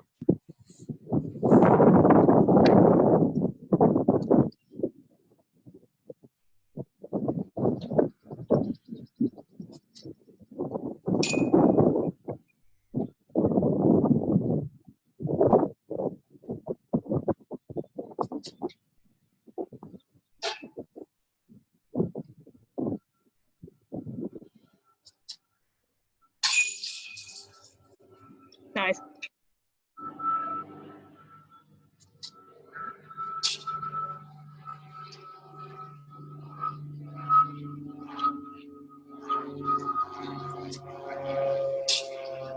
One. All right, 1 Well, from nice 50. Hailey, that puts you up to 23 points. Erika, you're at 17. So, Hailey, you'll be moving on. Nice shooting to both of you. Thank you. Congratulations. That basket looks like it spit out a couple on you. Definitely. I saw Me? a couple dead center. Yeah, you, Hailey. Oh, yeah. I saw a Yeah, couple dead centers that didn't want to stick. Yeah, I think, yeah, okay, we gotta go. It sucked. What kind of You basket gotta is be that? less perfect, you know?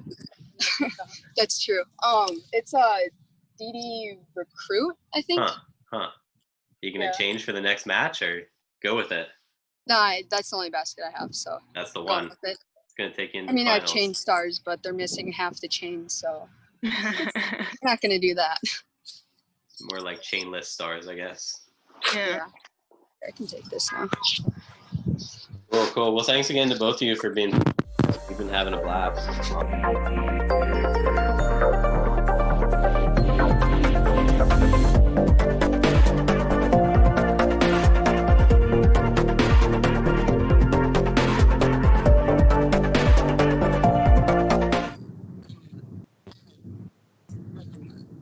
Hey, look who we have. The winner of that last match. It's not Heather Young. It's Hailey King.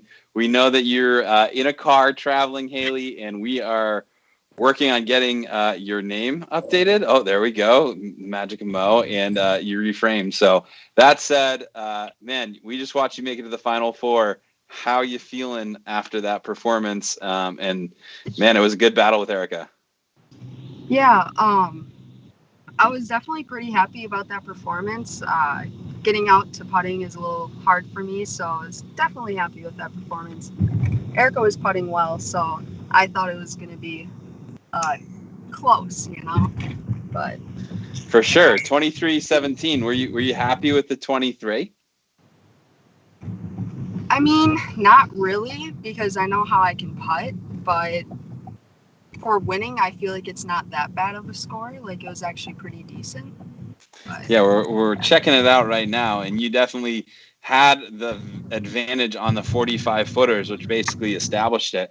How'd those two feel? Did you feel like, hey, this is what I needed to take this match and get up to like that 23 score?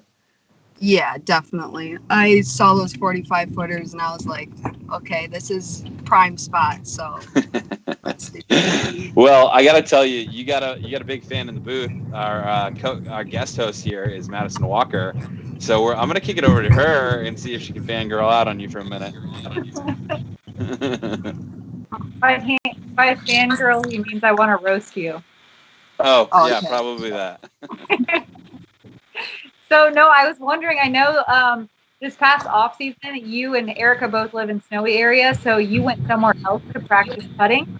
Where'd you go, and did that help your putting at all, or are you just making it different from what you're doing now?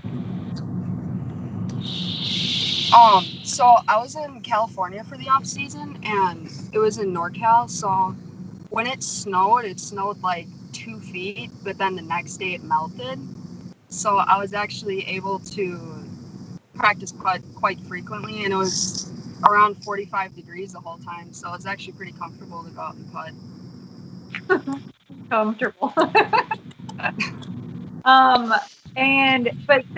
I know when the pandemic started, you were in Florida because you were trying to place right on the mountain and do the whole Florida thing. Since then, you've traveled home, and you said it's been like pretty difficult to practice putt while you're at home. Is it weather related, or laziness?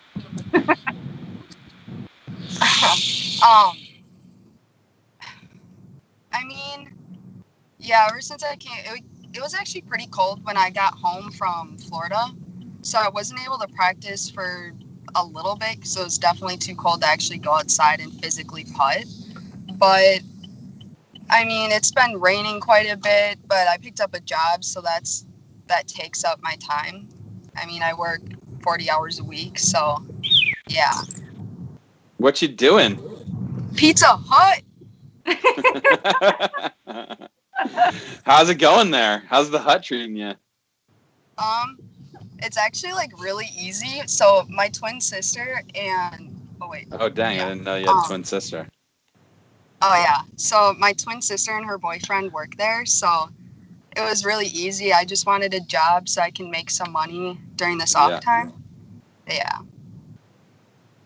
Are you saving up for anything in particular, like a tour vehicle or anything like that, or is this just to make a little extra money on the side?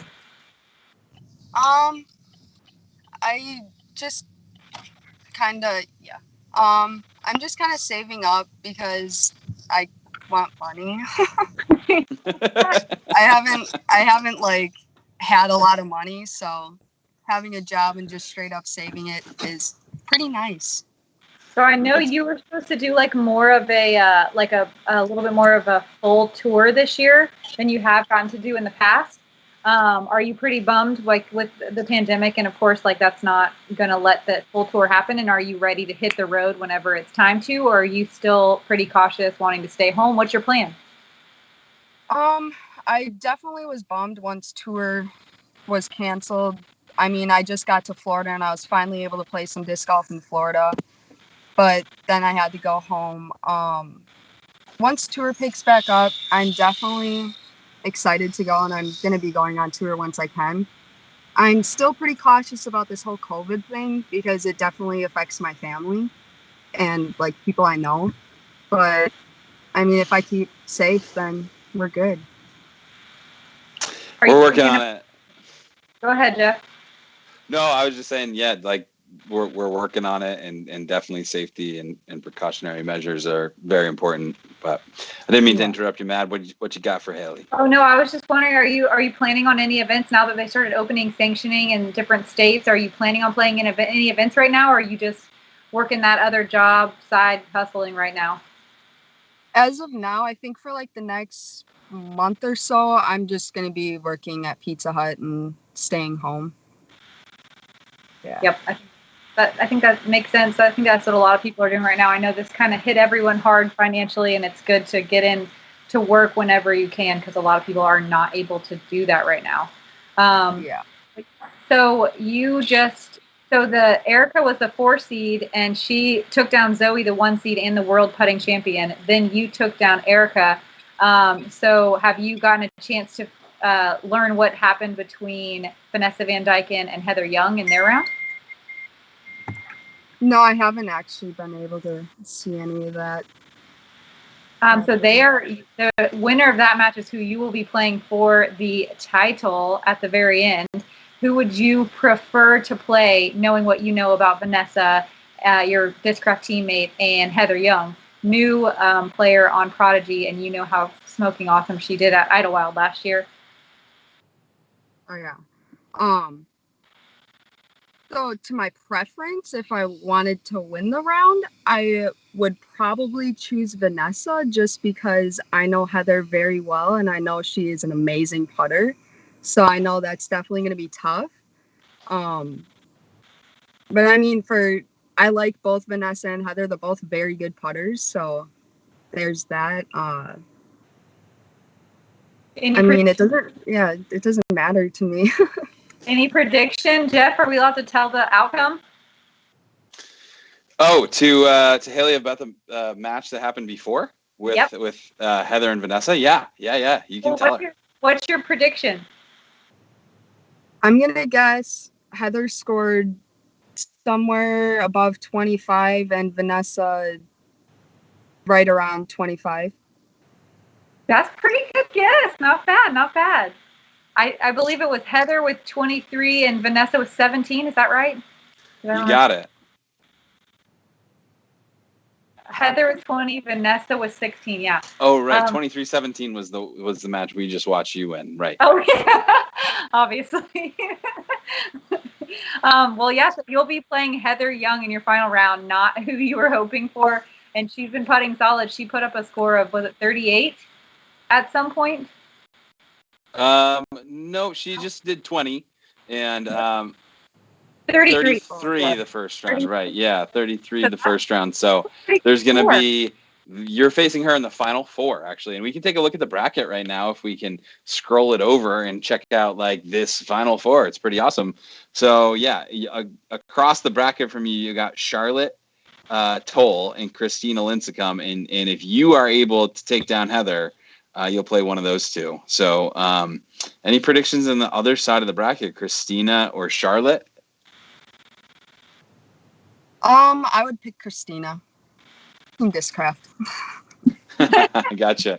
Mo is talking about like the Discraft homies that are just basically like looking out for each other and picking each other. There seems to be a lot of Discraft putters in this, but Mo would also ask you another question because he's been hinting at the next wave of like very young, like 17, 18, like teens in the FPO division that are like really making an impact. I think the question I heard him ask Heather, I'm going to ask you, which is, how many world championships do you have in your mind right now? Would you aspire to? Do you aspire to win one or multiple? Multiple for sure. My personal goal, I would like to have 3. Dang. I think like 3 in a row, like a 3-peat, like the Bulls? It doesn't have to be 3 in a row, but like 3 FPO titles, that would be really cool. That would I think it's 100% in your ballpark, and especially now that your mental game is really, stepping up too. I think that is 100% in your wheelhouse. Aww. Mo says, why 3? Why stop at 3? Paige already has 5, so. I won't stop, but. Yeah, right. Look, your goals are realistic. That's how goal setting works. Right. When you need it, you reassess your goals. Well, how about this season? Like, obviously, Matt talked a little bit about like it being shut down a little early, but are you still hopeful that you can like make an impact? And are you like thinking that this is the year you can break through with a big W on tour? Yeah, I definitely think so because I really like the East Coast swing. So, and like those are the events that I've played the most, I think. Mm-hmm. So I definitely think I have more of an advantage compared to the West Coast. So I'm definitely excited for those, and I think that could definitely make a difference in my career for sure. Absolutely. And, we know the Minnesota Majestics happening in your area. So it sounds like you're skipping that one at the start of June. Is that right? Yeah. Gotcha. And then, the tour does look, I posted an announcement today actually that said we are looking to announce a restart schedule next week. And it looks like we'll be fired back up potentially, if all goes well, at the end of June. Do you think that is a timeline that looks good for you? And are you going to miss Pizza Hut if it does? Yeah, that would be awesome if tour picks up by the end of June. Would I miss Pizza Hut? I don't know. I mean, working a job, standing on my feet all day. I don't think I'd miss Pizza Hut. You don't have like a Pizza Hut crew now or something like that, like some homies from work? I mean, yeah, but I don't know. I like my disc golf friends. They're all pretty cool. Like Madison, she always throws sticks at me. I don't know why, but... Is that true? There doesn't have to be a reason. It's just what feels right in the moment. That's awesome. All right. Well, we'll take a quick look at the statement that just came out. And Mo had just brought it up. So if anybody's wondering, I did just reference this.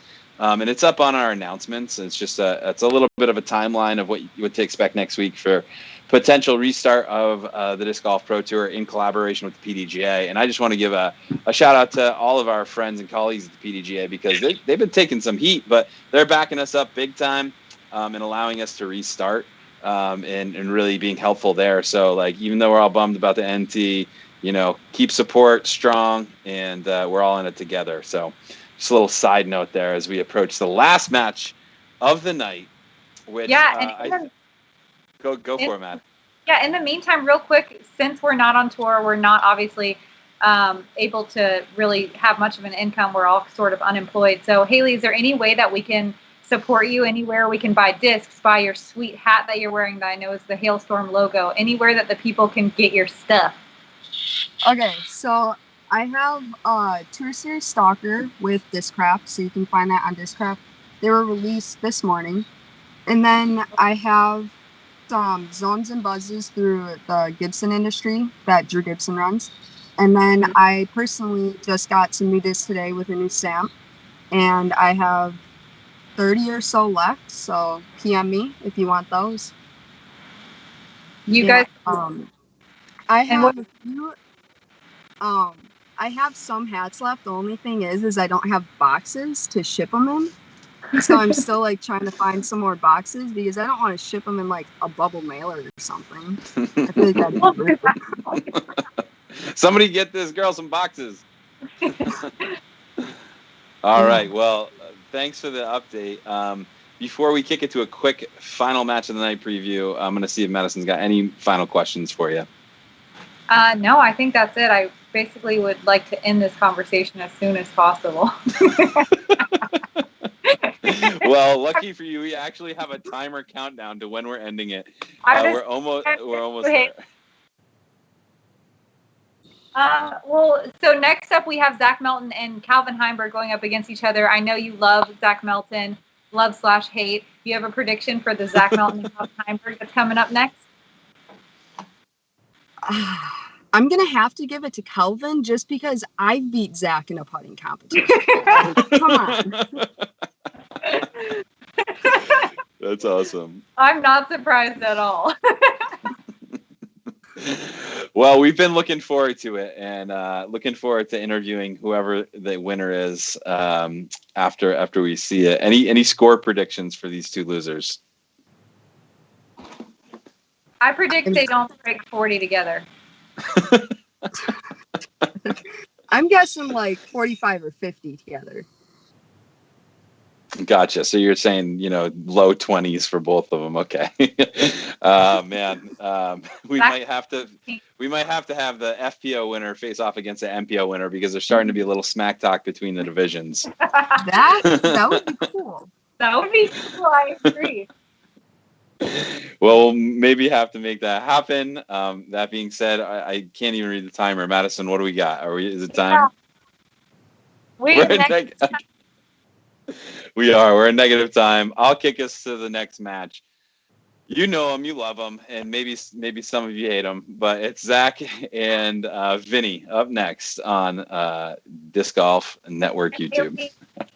Bye, Hailey. Bye.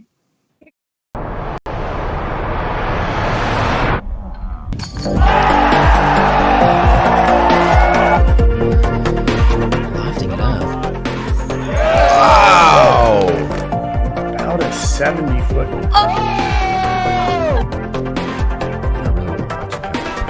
Oh. Did I say did it. unmakeable? Oh! Any putt around the tree. A GK rewind right here. Wow!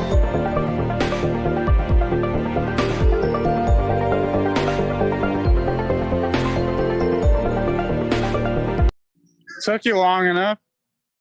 What do you mean? You're late. I thought we were starting at 10:15. No, there was never any message that said 10:15. Oh, okay. Not even one. I thought Evan said that. My bad. It's okay, Evan. Don't worry about it. I didn't say anything. Calvin said 10:10. Yeah. But no one mentioned And a then 15. the email said 10 o'clock, and then Evan was in the chat, and so were you, like it's 4:10. So I don't know what you're doing. I was pooping. But you're late. No, I'm not. It's 10:08. It's not even 10:10. I think the rules say you got to log in 15 minutes before your match. Yeah, well, if you've watched any of the other matches, it's obvious that guess no one what? follows the rules. You're late. You're late. Some people You're putt late, with 3 and, putters. Some I people think are 20 minutes late. I think you're getting DQ'd. Zach, I just checked your weather to make sure you're not lying to us. How good does it look in Kingsport, Tennessee right now? Looks great. Does it? It's like way warmer in Vermont right now than it is in Tennessee. Yeah, that doesn't make sense since you're like, I don't know, 13 hours north from us. We're pretty far north. Basically Canada. Here you go. You want to check it out? Yeah. Yeah, that's what I got too. Yeah. It's not the Good best. times. Good times. Zach, Calvin? how does it feel that, the world's going to know you're a condition dodger? Well, if I beat you, it's gonna feel pretty good. So, Zach, can you flip your phone sideways? Yeah. Can we alter the rules since he's inside and I'm out? Can his putts all be pushed back by 10 feet? Yeah, but Matt Bell gets to putt downhill, so why does it matter if I'm inside? Because I'm outside. You're the one who told me you're okay with this. Don't make me pull up these text messages, Calvin. I'll do it. Ask him how many places he looks for. Listen, Zach. I just didn't want you to get DQ'd because I'm your friend, but it doesn't mean I can't call you out on your crap. Heather wants to know how many places you checked about putting indoors. I looked inside my house to see if it was possible, and it wasn't. Mid-20s is going to be hot fire. It really is, though. Listen, I've been making like 65% of my 25 footers this morning. Dude, that's more than I have. Yeah, but when it comes down to it, I think maybe I'll make 75% during the round. Even though it's not possible, it's either 80 or 60, but I'm going for 75%.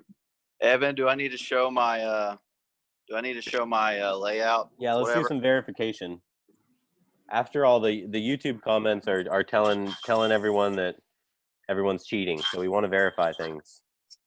Yeah, well, people complain. That's what they do. I heard they were upset that Simon putted on a bad basket. They were very upset. They were upset with a Pro Tour that Simon putted on a bad basket. Exactly. How is that even? I need to show you. It's clearly my individual fault that Simon putted on that basket. Thank you. All right. Can I verify the marks on the wall to make sure there aren't any additional marks on the wall afterwards? Yeah, for sure. Because I want to make sure there's we even moved you're the gonna let him basket putt in the corner again? You're gonna let him putt in the cheater corner? There's a gap. He moved the basket away from the corner. Yeah, we pulled it off the wall. That way no one could complain. Just so the internet doesn't attack him as This is huge. This is huge. It's a large space. First he's got gonna be a condition dodger and putt indoors, and now he's gonna put it in the cheater corner that the YouTube comments talk about. Hey, Zach. Oh yeah. You want to do basketball putts only from 25 feet? Heather, film this. Hey. That's an air ball. Oh yeah, Calvin. Oh yeah. That's 2 air balls in a row. You trying to bank stuff in already? Are we gonna do this thing or what, Calvin? What are we doing? Yeah, well, I'm really sorry. What? So Calvin's I thought we're trying still waiting on you to, like, I don't know, do something. No, I told I'm you just sitting here waiting. I I mean, I know we've talked, and you know, the longer you wait, the worse the wind's gonna get for me. So I know you're trying to just push this off. All right, I well, was let's taking start my then. pants off. 5, 4, 3, 2, 1, go. Now throw all The 5 timer's at the rolling. same time. The 40 seconds is Okay, rolling. well, Who's up first? I made all my 50 footers. Okay, sick. You win. So, What thank just you. happened? It's You over. I lost. didn't get a chance to It's go. over. Haven't you ever heard of running the table before? Why Calvin did I even ran the wake table. up? I knew this was gonna happen. New I could be rules. sleeping. New I rules. could have slept till 2 today. I'll go second again. It's been working. Okay. I think maybe this is just a wild guess, but I think if I can get Zach to have to do 30, 35, 40, 45, 50 all in a row, he might get fatigued by the time he gets to the 3-pointers. So he might not be able to throw it far enough. Oh, interesting strategy. You're such the worst, dude. How did you know? So I'm just thinking fatigue might be a real It might come into factor play for him. today. Yeah. I mean, some people might also say that, you know, Zach, I mean, since we're filming in the morning, this is probably favoring Zach. Not because he's indoors and I'm not, but because he's used to playing in the morning. That's when his tee times are. Calvin, that is super mean. Did you plan a bunch of burns that you were going to use? Because I was just going to say, I wrote poems for this. You're like my best friend. I don't want to beat you, so I'm going to feel bad if I putt well. But at the same time, I know if you beat me, you're going to be really mean to me. So good luck. I miss you. I wish you were here in Tennessee. Air 5. Good luck, Calvin. Good luck. All right, good luck, guys. Hope your sister doesn't leave mid competition and quit on you. Oh, God.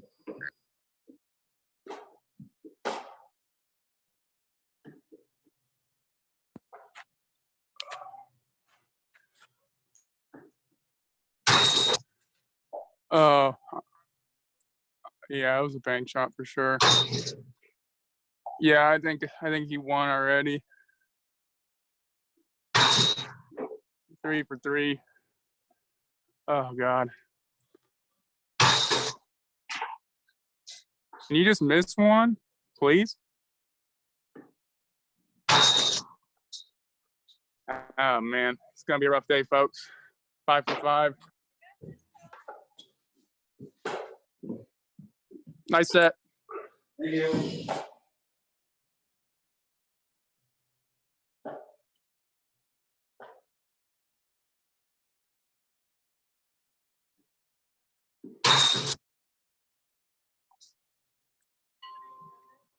I mean, he hasn't missed yet, so pretty good. I mean, it is what it is, you know. Wow.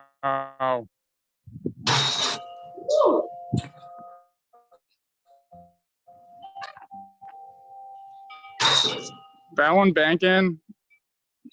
No, it's a stick shot. Got you. All right. Hey, Zach, did Zach say how many feet he was putting from? No. I think he might be cheating. All right, well. You got to let the camera know. That's twice. That's Oh, those were all 2 from strikes. 45 and Strike comes 50. Out, right? Those were all from 45 and 50. Damn. Well, you're good. Anyways, yeah, my name's Calvin Heimburg, and I'm putting with KC Pro AVRs. This is the generic introduction. 25 feet.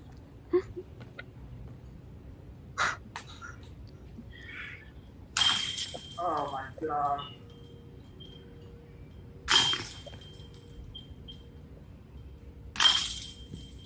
Oh, God. This is so good. Too slow.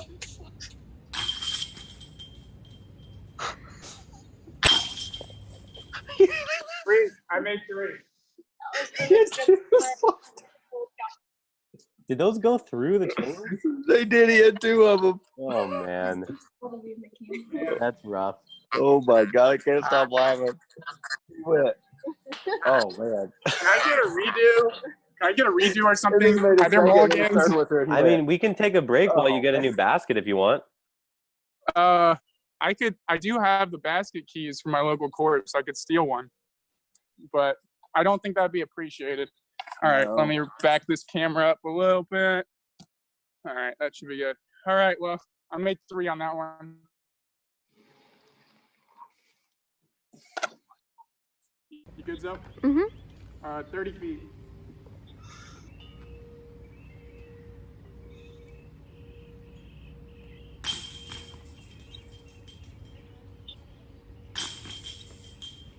I think it froze.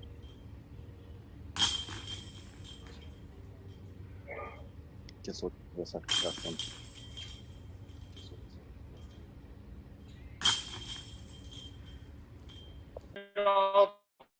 That time.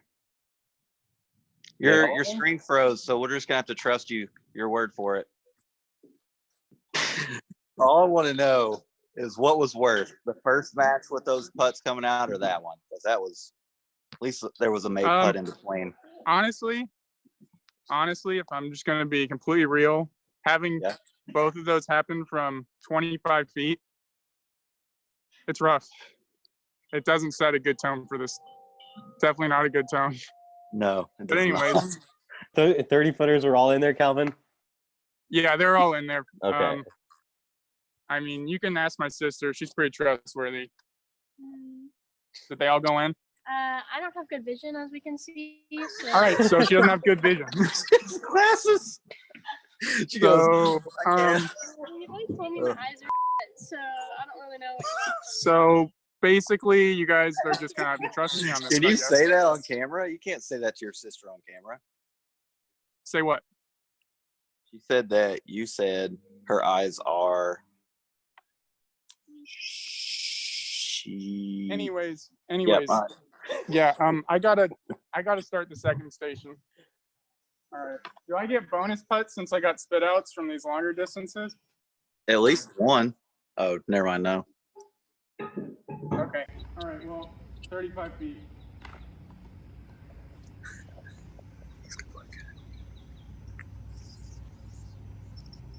Oh, God. I don't want to almost went over the fence.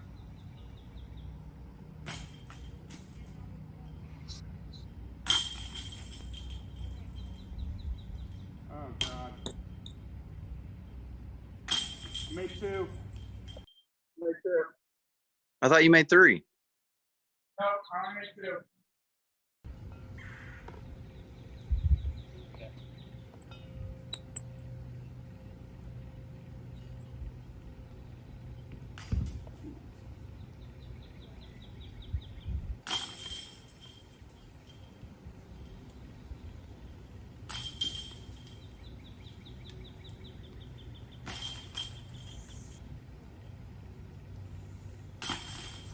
Made 3.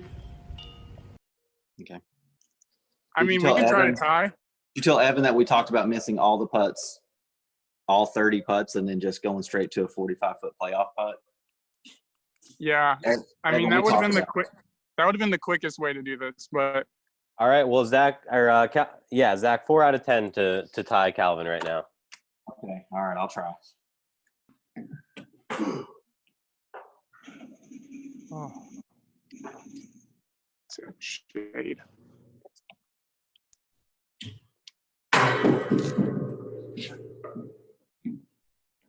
Try that chair, Zoe.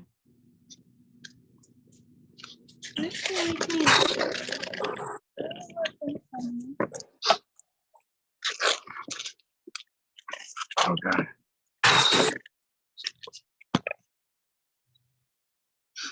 Oh, he's good, folks. Unstoppable.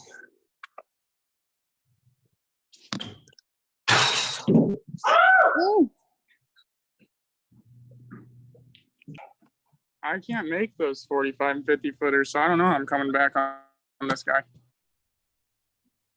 All right, we're going to 40 feet. Push it back.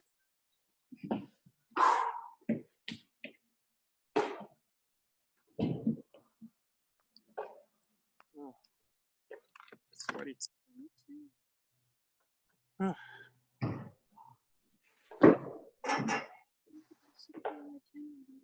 I mean, I didn't try hard enough to go inside.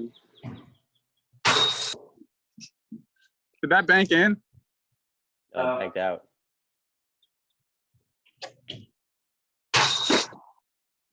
Twice or it's luck is what they say.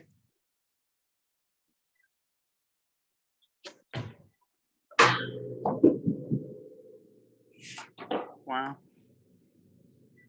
It's a killer.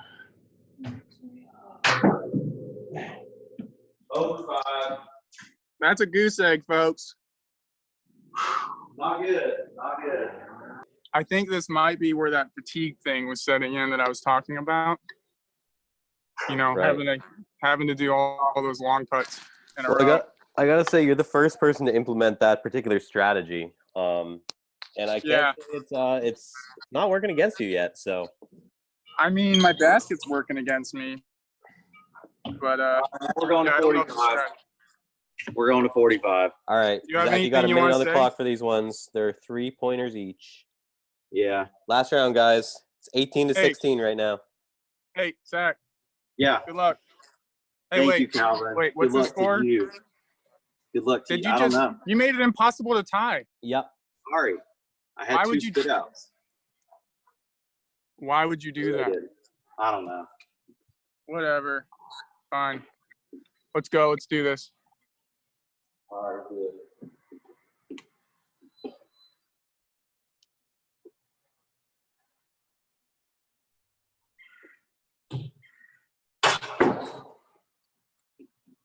Oh. These putts are so close. They're so close. They're so close. There you go. He's like so close to making all these. You made that one though. That was a good one. 2 in a row. Another He's good one. good. The fatigue is not real. Ooh, a little high. 2. 2 out of 5.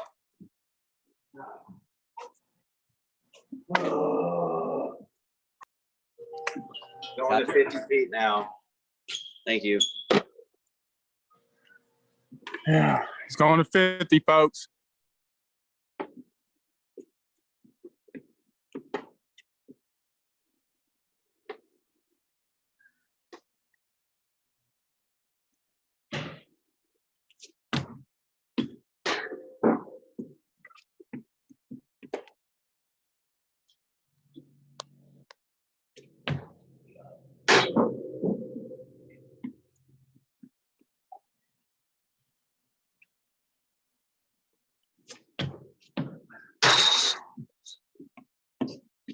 Bang, bang.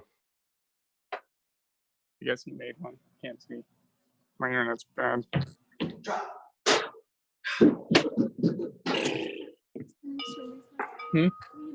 I think instant replays for the post production. Last putt, I think. Maybe it's 2. I don't know. That was the last one. I was 1 for 5. 1 for 5 on 50s.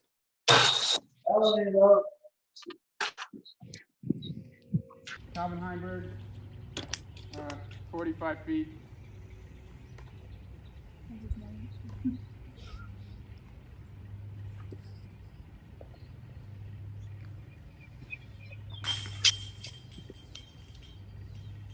Made it.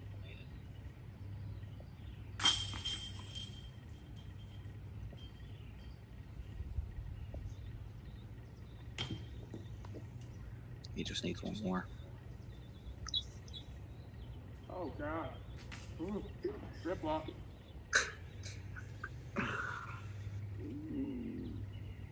So, yeah. It's a W, folks. I've never seen that much animation from Calvin before. He wasn't that happy when he won the national tour in Georgia. That's a 3-putt. That's a victory. Now it's just now it's a victory lap, folks. Good luck. I know it is hot. So Sweating. over. Just putt him so it's over. Do you want me to? Here. I'm gonna make all of them for you. By all of them, I mean like maybe one. I can't see him. It's the word. There it is. Am I not in the frame? Yeah, you're good. It's okay. The secondary video will get me.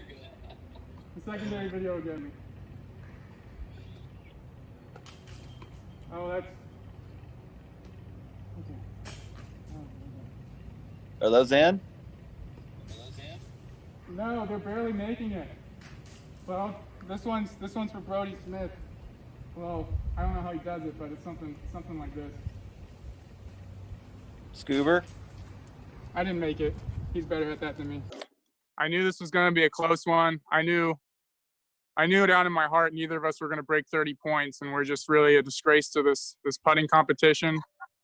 I mean, I see people out there losing with 42 or something like that, and 43. Really, it just makes me really happy to know that I got placed in this quadrant where the highest seed I've played is the 4 seed. A 4, 8, and a 7 so far. It's meant to be, Calvin. I'm it's just meant blessed. to be.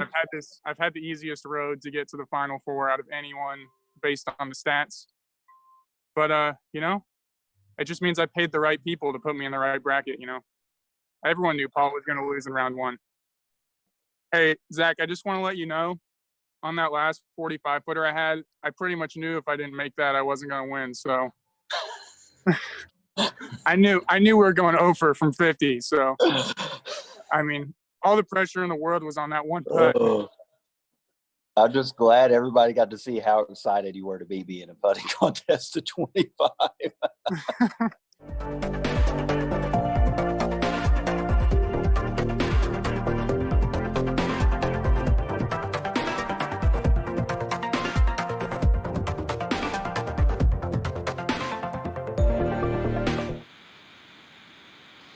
Welcome back into the studio, and here we are with that match's eventful winner, Calvin Heimburg. Calvin, I think we all want to know, and especially the folks on the chat board and at home, was this the biggest moment of your career? Yes, it was the biggest moment of my career. I mean, I knew I had to make 3 out of 10 putts coming down the stretch, and yeah, I don't know. I did it. Biggest moment of my career. Happiest I've been. Got to beat my friend. And, yeah. Not only did you beat your friend, but you beat your dad. Yeah, I'm still trying to figure out how he's my dad. He's not that much older than me, but I don't know. Yeah. Tennessee's a weird place. I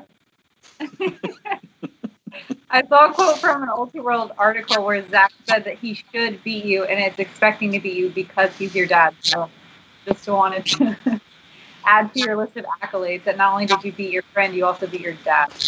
Yeah, I think age caught up to him. I mean, I did, use my strategy to make him do all the long putts in a row because I knew he'd get fatigued because of his age and he wouldn't make 3-pointers. That was actually my strategy going in, so, and it worked. How old is Zach? I think he's like 33, maybe 32, 33. Oh yeah, so super old. Yep. What? No, 32. 32. Oh my goodness. Well, it was a hoot to watch, and you're headed on to the next round. Probably not going to be quite as entertaining as that, but we already know your opponent. Let's take a look at the bracket real quick, and let us know. Do you have some a lot of the chat was saying you were vicious and no one expected you to really rattle Zach's cage in that way. Are you expecting to bring the same heat to Frescura? No, I don't know him that well. I don't feel comfortable talking to Reid in that way. Gotcha. So I think it's safe to assume that Reid will not be putting inside while you're outside. Obviously, No, I can't be giving advantages like that to people other than Zach. I mean, he was just at such a disadvantage. I had to give him some fighting chance at beating me. Well, this matchup that's coming up for Frescura Heimburg is actually only predicted by 2 people out of 491. Wow. So out of those 2, I think they both picked you. Like, what's your confidence level going in against Reid? I mean, he hasn't done anything like crazy, but he's there. And what do you think?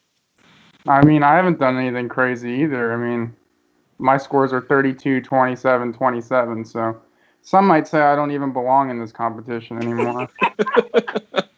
There's definitely there's probably countless people that were eliminated with scores like that in round 1. So, I'm just counting my blessings, that I got paid in this tournament with these mediocre putting performances. You are in the cash. You could be in for bigger cash. Let's take a look at the actual breakdown of this this match that was pretty much half trash talk and half putting. You really took control at the 45s where you pretty much ended the match. Were you even trying on those 50 footers? I mean, yeah, I was throwing the putters in the direction of the basket. I don't know. It didn't really matter, so I didn't need any more points. I got a chance to dedicate my last putt to the most famous disc golfer out there, Brody Smith. What's your level of disappointment in Zach? Because do you expect anything better from him, especially in an indoor arena? No, I don't expect anything better from him. 25 was higher than I predicted that he would score, so honestly, it was pretty impressive. He pushed me to my limits. I had to get all the way to 27, which who would have thought that was possible? But, I mean, after he went 10 for 10 on the first 2 stations, you had those 2, we'll call them spit throughs. I thought that the match was about to take a turn for the worse in your favor. How'd you come back from that? After the second one, I reset. I turned around, wanted to say some bad words, and held back for the Pro Tour's sake. But reset and was able to make the next 7 putts, and then proceeded to putt pretty average after that, and that was good enough because Zach's average is. Yeah, thanks. One customer during the entire live stream. That was really nice of you. I missed that, but I don't know what you said. Oh, I'm glitching. Okay. So Calvin, before we got an after show coming up where we might have an appearance from Big Jerm, and if that's so, I might drop off. But before I leave, I got to know Tennessee State Championships. Are you in? Are you headed up there? And are you gonna play some tournament golf in the start of June? No, he's scared. I'm on the wait. Can you hear me? The wait list tonight. Wow! Oh my goodness! It looks like the voice of Zach Melton has come back from the dead to haunt Calvin's current victory interview. And I could not be on here either. Zach, is that you? Yeah, why is Matt on here? She lost in the first round, right? Yes, and she came back as the guest host. So no, she's not celebrating a loss like you are, Zach. But how'd you get Bo get you on here? What? Was no one else available? That's literally the history of my entire media career because no one else will do it. Always available. Well, Zach, I mean, since we got you, Calvin was just talking about how disappointed he was about your performance, especially after going 10 for 10 at the first station. What happened? How did this castle crumble? So I don't think I ever said I was disappointed. I could really see it in his face how upset he was when I made 10 in a row. And to be honest, Jeff, just want to clear the air. I value our friendship more than a putting contest, so I decided to miss all of them from 40 and make it look like I was trying, but I really just wanted to make sure Calvin wasn't upset at me. So I actually threw the match, sorry. And we decided to split the money. Calvin, is this true? I mean, Are you guys in cahoots here, or are you going to let this blasphemy stand? You're gonna have to get some kind of court document to get me to release my financial transaction history. All I have to say. Gotcha. Well, we're getting close to welcoming Big Jerm in here pretty soon, and I'm going to drop out. But Zach, what do you think? Do you think Calvin has a chance against Reid Frescura? Man, absolutely not. Calvin just won his Super Bowl. No one comes out like the next year and plays great. Like, look at the Falcons. They choked. They were there. Like, I'm just saying he's done, right? Like, I don't think he has a shot anymore. He may put up single digits, but it's over. It's true, Calvin. You were talking about this being like one of the biggest moments of your career so far. So, I mean, it sounds like there could be a letdown on the horizon. I mean, is there any chance you get past Reid? And if so, I mean, the other side of the bracket has been scoring much higher. It seems very unlikely you'll be able to win. Yeah, there's like a 0% chance I win. I mean, I've seen what's happening on the other side of the bracket, and honestly, I just don't see how you make that many putts. I don't understand. But they're all doing it, and it makes me question what they're doing the rest of the time at actual tournaments. Like, if they're making all these putts, what? I don't understand. But regardless, I think, Reid and I both have, done a good job getting a good draw to score mediocre and get all the way to the Final Four. So hopefully one of us can, put up above 30 to at least, show some kind of skill and not embarrass our half of the bracket too bad before we get crushed in the finals. But, it's just, it's whoever's, really feeling good and maybe gets a little bit of luck. Go ahead, Zach. You got it. Maybe Melton would have had a better draw like on our side of the bracket than the women's bracket. Wait, I said maybe Madison would have had a better chance on our side of the bracket than the women's bracket. No. When you score like 10 or 11, that doesn't get you past anybody, I don't think. Oh, thanks a lot, Calvin. Having women put 30 pluses up on the scoreboard, so I mean they're outshining both of you guys without any problem at all. I wasn't talking bad about any of the women. I was just saying your personal score. Well, Madison, I hate to leave you, but you're gonna have to take over the reins of the host duties because we're officially almost in the after show, and that means I'm signing off, and hopefully this thing can stay together.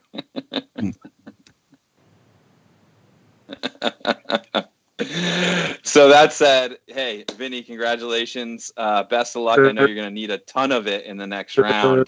And Madison, best of luck handling this after show.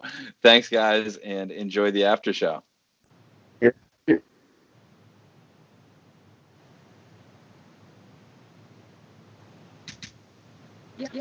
This is a very different type of show because like people ask me to do this and I say yes, but Jerm asks specifically to be here.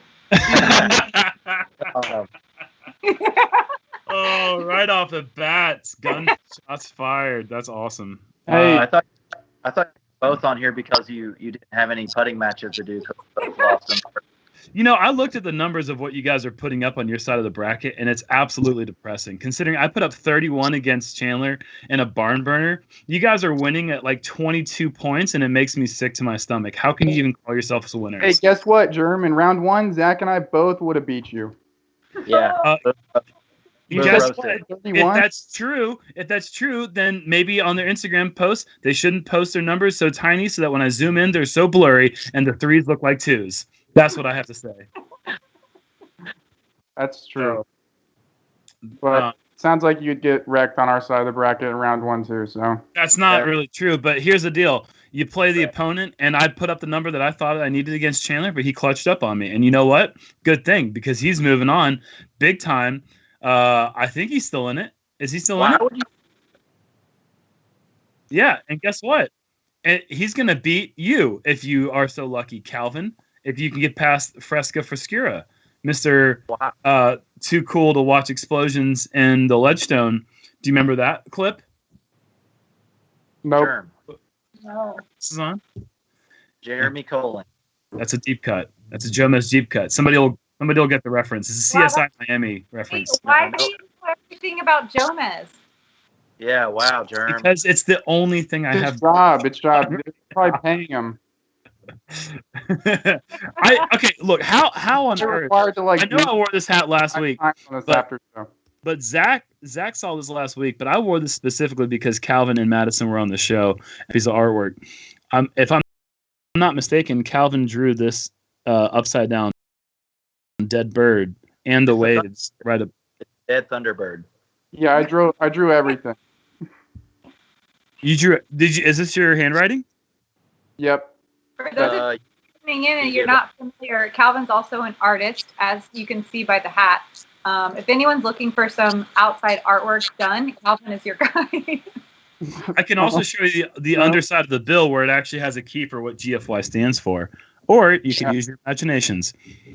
It doesn't stand for good for you. That's my only hint. Nope. Happy birthday. Yay.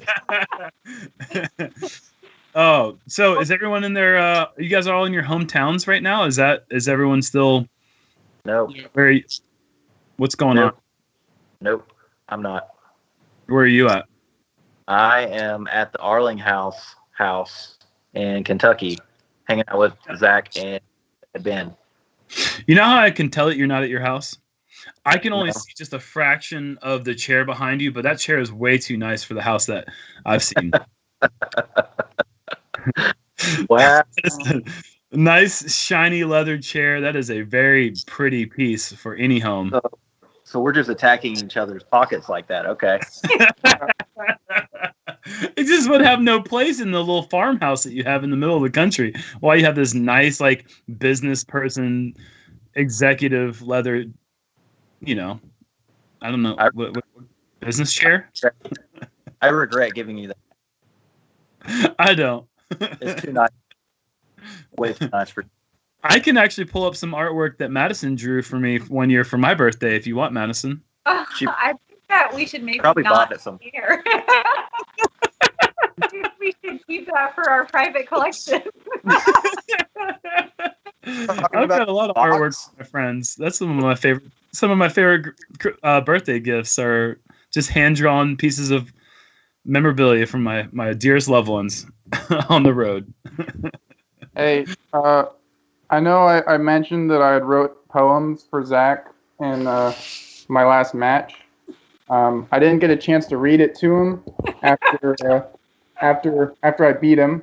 So this right here, I have a poem written, and I'd like to read it to you guys. Clearly, you didn't write that because there's 3 letters here, and the Y is about 3 subset. Jerm, it's not your time to talk. I'm about to read a very heartfelt poem. Saying, you didn't write that. I wrote the poem. No, you didn't. All right. Roses are red, violets are blue. Please don't cry, since I beat you.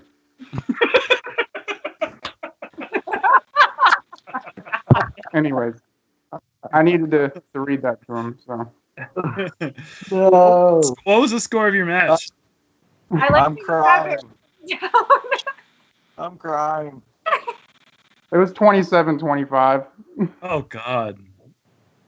It seems like you guys aren't even trying. Zach went 10 for 10 on the first one, and then just basically just. Over? How many did you make, Listen? I know we shouldn't talk about putting competitions while I'm on the screen. No. All right, host. Jerm. What's up? Yeah, what's up? Can I ask you a question, Jeremy? I'd love it. I'd love for you to ask me a question. Okay. Why did you think that 31 points was enough to beat Chandler?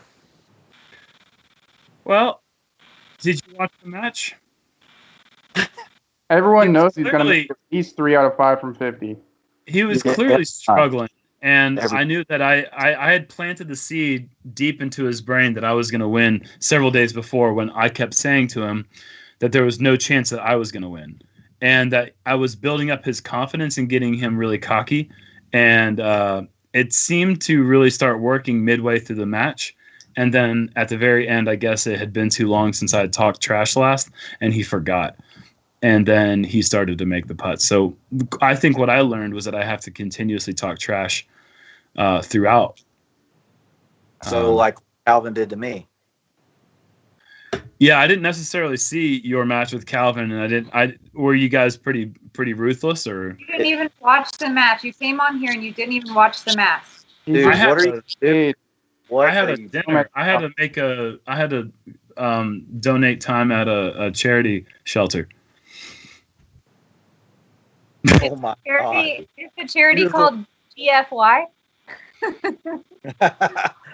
Yeah. If you pay attention to my Instagram, you'd know that I've been very busy lately. Yeah, painting a door. And well, I haven't showed pictures yet because I'm waiting for Jules has to post pictures first. But our bathtub is we have a clawfoot bathtub in the backyard. That yes, it was a project. That sounds like a charity event to me. And then I had to go spend 3 hours at a soup kitchen.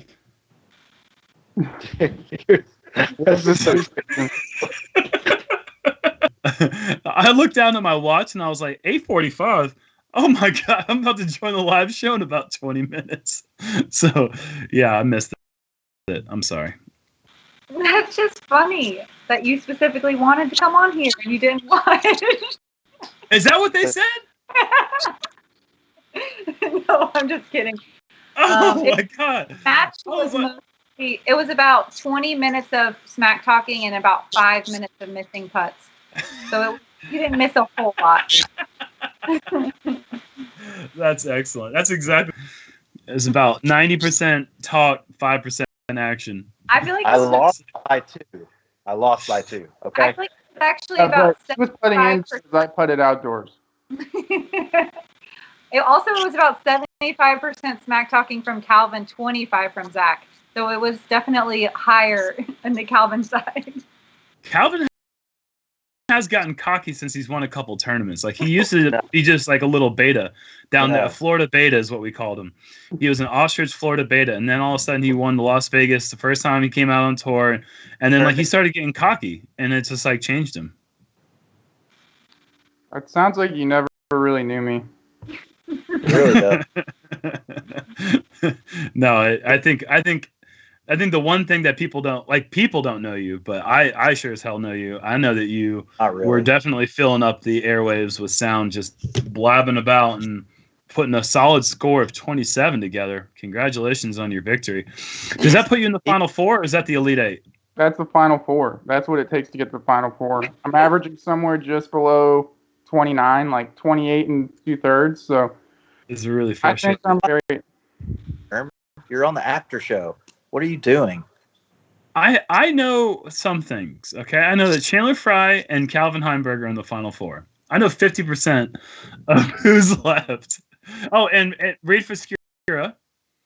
And who's the other one? Who's going against? Jerm, I will give you $10 if you can guess who the fourth Final Four contestant is. No way he will. No way. $10. 10, 9, 8, 7, 6, 0. You lose. Give me half the money and I'll tell you. I mean, I would assume it's not Yeti because you made it seem weird, but that's my guess. He put it against Eddie's Reid. in our, my oh my. Oh, he went against Reid Frescura. Okay. It's Chandler. He has. I'll give you a hint. This person has a world putting has won the world putting title twice. Matty Bell, yes. Oh, correct. Matt Bell. Yeah. Okay, Matt Bell. Oh, wow. $50. Good job. Matt Bell, Reid Frescura, Chandler Fry, and Calvin Heimburg. Wow, so you came on the show, you didn't watch the match, and you don't know anything about the bracket. This is weird. Let's ask him who he thinks is going to win from the people he doesn't know who's putting. Who do you think's going to win? Oh, Chandler Fry. He heats up from 40 out. He gets better. So I see. I think that's a good pick. I agree. I mean, if you're going to lose to the guy that goes out away and wins, you know? Because who knows? I probably would have won if Chandler did beat me in the first round. I probably would have taken out Chris Dickerson and Ricky Wysocki. I think I mean, he's the giant slayer, dude. Like, he's not scared of any of the puny little minnows that are left in the pond. Are you kidding me? That guy's winning he's going all the way. How do you guys feel? How do you guys feel about Heather Young being the only 1 seed left in the entire tournament? There's no Macbeth, there's no Wysocki, there's no Messerschmitt, there's no sorry, who's the 1 seed on the FPO side? There's no Zoe Andyke. Like, what do you guys think about all these 1 seeds falling? Jerm doesn't know who Heather is. That's not true.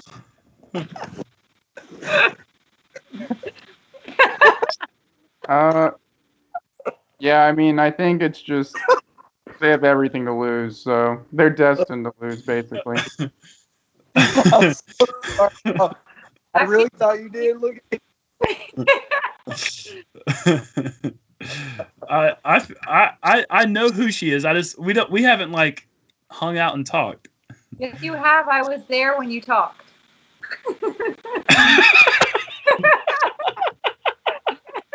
Sorry.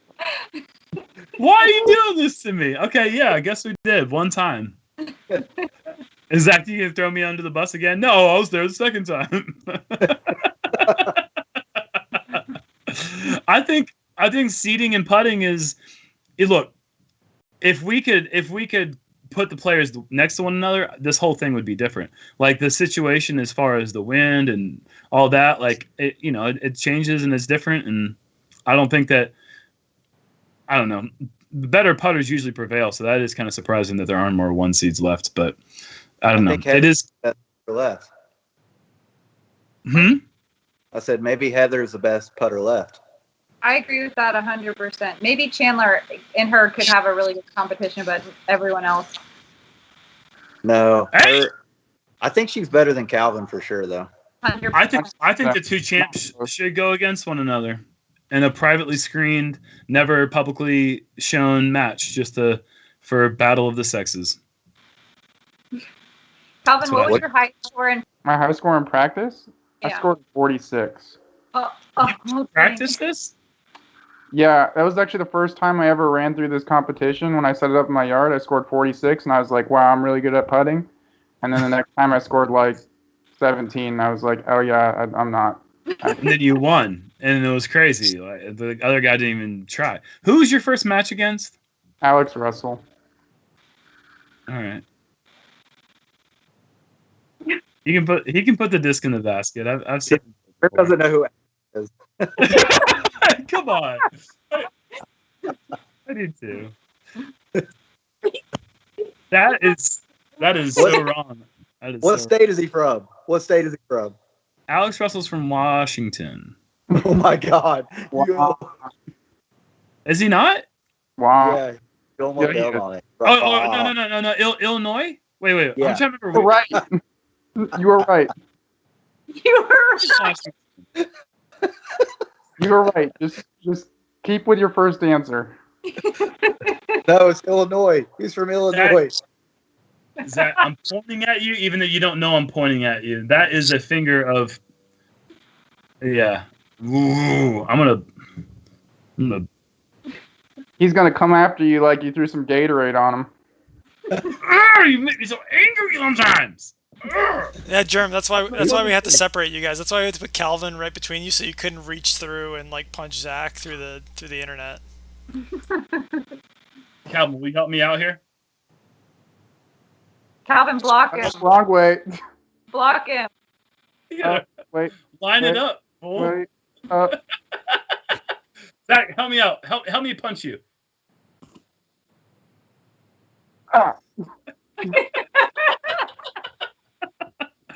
The snake punch. For those who don't know, going back to the 2016 World Championships in Emporia, it was myself versus Calvin, Zach, Madison, Kobe, Colin Forehand, Paige Pierce, and any person we could find on the street against me in a water fight. And Wiggins. David Wiggins. Phase. What about the pedestrian? Hold on. Let me get to the pedestrian, okay? I don't remember how it started. Do you guys remember how it started? It was really hot, and I think Calvin started it. No, I think Calvin did not start it. I definitely didn't start it. Calvin ushered his way in later on. He came in and started it. long necking his way into. Yeah, I think Kobe came in hot by throwing some water on top of me, and then like at the players meeting, we started like trying to like get each other back when the other person wasn't paying attention. Well, the next thing I know, it was literally the entire city of Emporia versus me, and every place I went, somebody was dumping water on me. Calvin came in with the Gatorade. That was great that you brought the sticky liquid into the mix. That was very nice of you. I had no choice. And I literally found a place for David Wiggins to stay that week, and we were driving together, and like I was basically his host. So I had one ally on my side until he turned his back on me and dumped water on me. And like I'm sitting there like I have no one. There's no one on my side. And who was on my side? Wiggins. Did you just the pedestrian was on your side? The pedestrian was definitely not going to throw water on you. He was. Okay. Yeah, he technically wasn't on your side or our side. It was a lady. Either way, I found out that week that Calvin Heimburg is the fastest human alive. I was chasing him from point blank range, and then all of a sudden he'd see me, he'd just turn his head quick and just bolt out of there, and like he was gone, like disappeared. He was wearing a disc golf bag. He was so fast, even with the bag on. It was remarkable. Like I was truly amazed by it. I eventually ended up cornering Kobe Geist with a hose at Emporia Country Club, and I enacted my revenge. But he just sat there and took it like a champ. Like I was just pouring water over him, and he's just sitting there, like, not even smiling, not even laughing. Just like I felt really bad about it, actually. Who decided to throw Gatorade in your face? Oh, that was Calvin. Did you just take your headphones off for like a minute? Did you miss this? Yeah, I stopped listening. Little Zach walked in. Did everybody see him? The goat. The goat. Oh, Zach? Hi, Zach. Is that Zach or is that Heather? The other, that's the better Zach. Not wrong. I don't know. Where is that? Idlewild, Kentucky. You're up in Idlewild? Yeah. What do you just? Did you know that there was a stay-at-home thing going on for most of us, or what? Would you just book it every chance you get? Do you actually want to know the answer? I think the people do. I don't really care. Okay. So I drove 4 hours north for a funeral today for a kid that I used to work at YMCA. He passed away the last week. And I came up for the funeral, and then it was like 30 minutes from Zach's house, so I decided to come hang out with him and Ben and play Idlewild. Any more questions, Jerm? Got him. No more questions. I win. That was a good thing you did. Thank you. I was wondering if you were going to be playing a tournament this weekend as well, because you are like the tournament king in that area, always driving, always traveling to tournaments. When are you? Ridiculous. When are you going to start your tour back, Zach? Tennessee State's when you do. Holla. Big Jerm, when are you starting your tour back? Tennessee. It looks like I think I'm waiting for more information from the DGPT. I've been trying to talk to whoever I can about what's coming up and just trying to stay tuned. But looking forward to something that might be closer to the side of the country. Doesn't make sense to drive all the way out to the West Coast to start my tour. So hopefully there'll be something midway at the very furthest, and then maybe make my way through there. Hopefully mid to late June. Sign up for States. Yeah, Is it open? Actually, I think it's full. Calvin, isn't it full? It's full. I tried to sign up. It's full.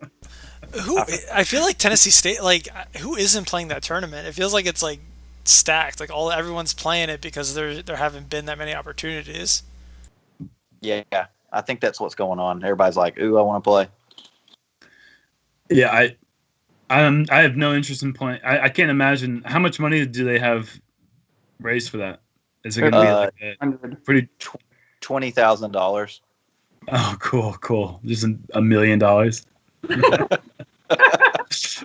$1 million disc golf bucks, dude. Yeah. Redeemable for 3 frisbees. You know how many tournaments I could drive to with the gas money that I could get for $20,000? Oh my gosh. Oh. I think that's like what disc golf is now. Like there's obviously the national tours, the majors, and the disc golf pro tours, but then there's the A tiers in between that it makes sense to go to, and so you really have the same exact competition as the disc golf pro tours and national tours and majors. It's just called an A tier. There's just a lot less money. It's just a lot harder. It's just like, this is not an off week. This is not like a stress-free fun tournament. This is like just as daunting as the week before, if not more so. One of my favorite memes from the pandemic has been like when you calculate all the money you spend going to like disc golf tournaments and stuff, and you realize that you're actually going to break even with the tournaments not being around. Like it's obviously different for you guys being pros, but for normal people, like tournaments not being around is actually probably saving people money. I mean, you got to get top 5 if you're trying to make money, and if you get like 8th place on average, you're going to make money. But like if you're really trying to actually like do well, you got to do top 5, and that's really tough right now. You're really tough right now. Yeah, way to be a Debbie Downer.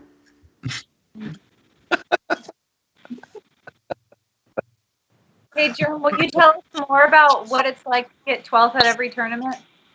Wait, he gets 12?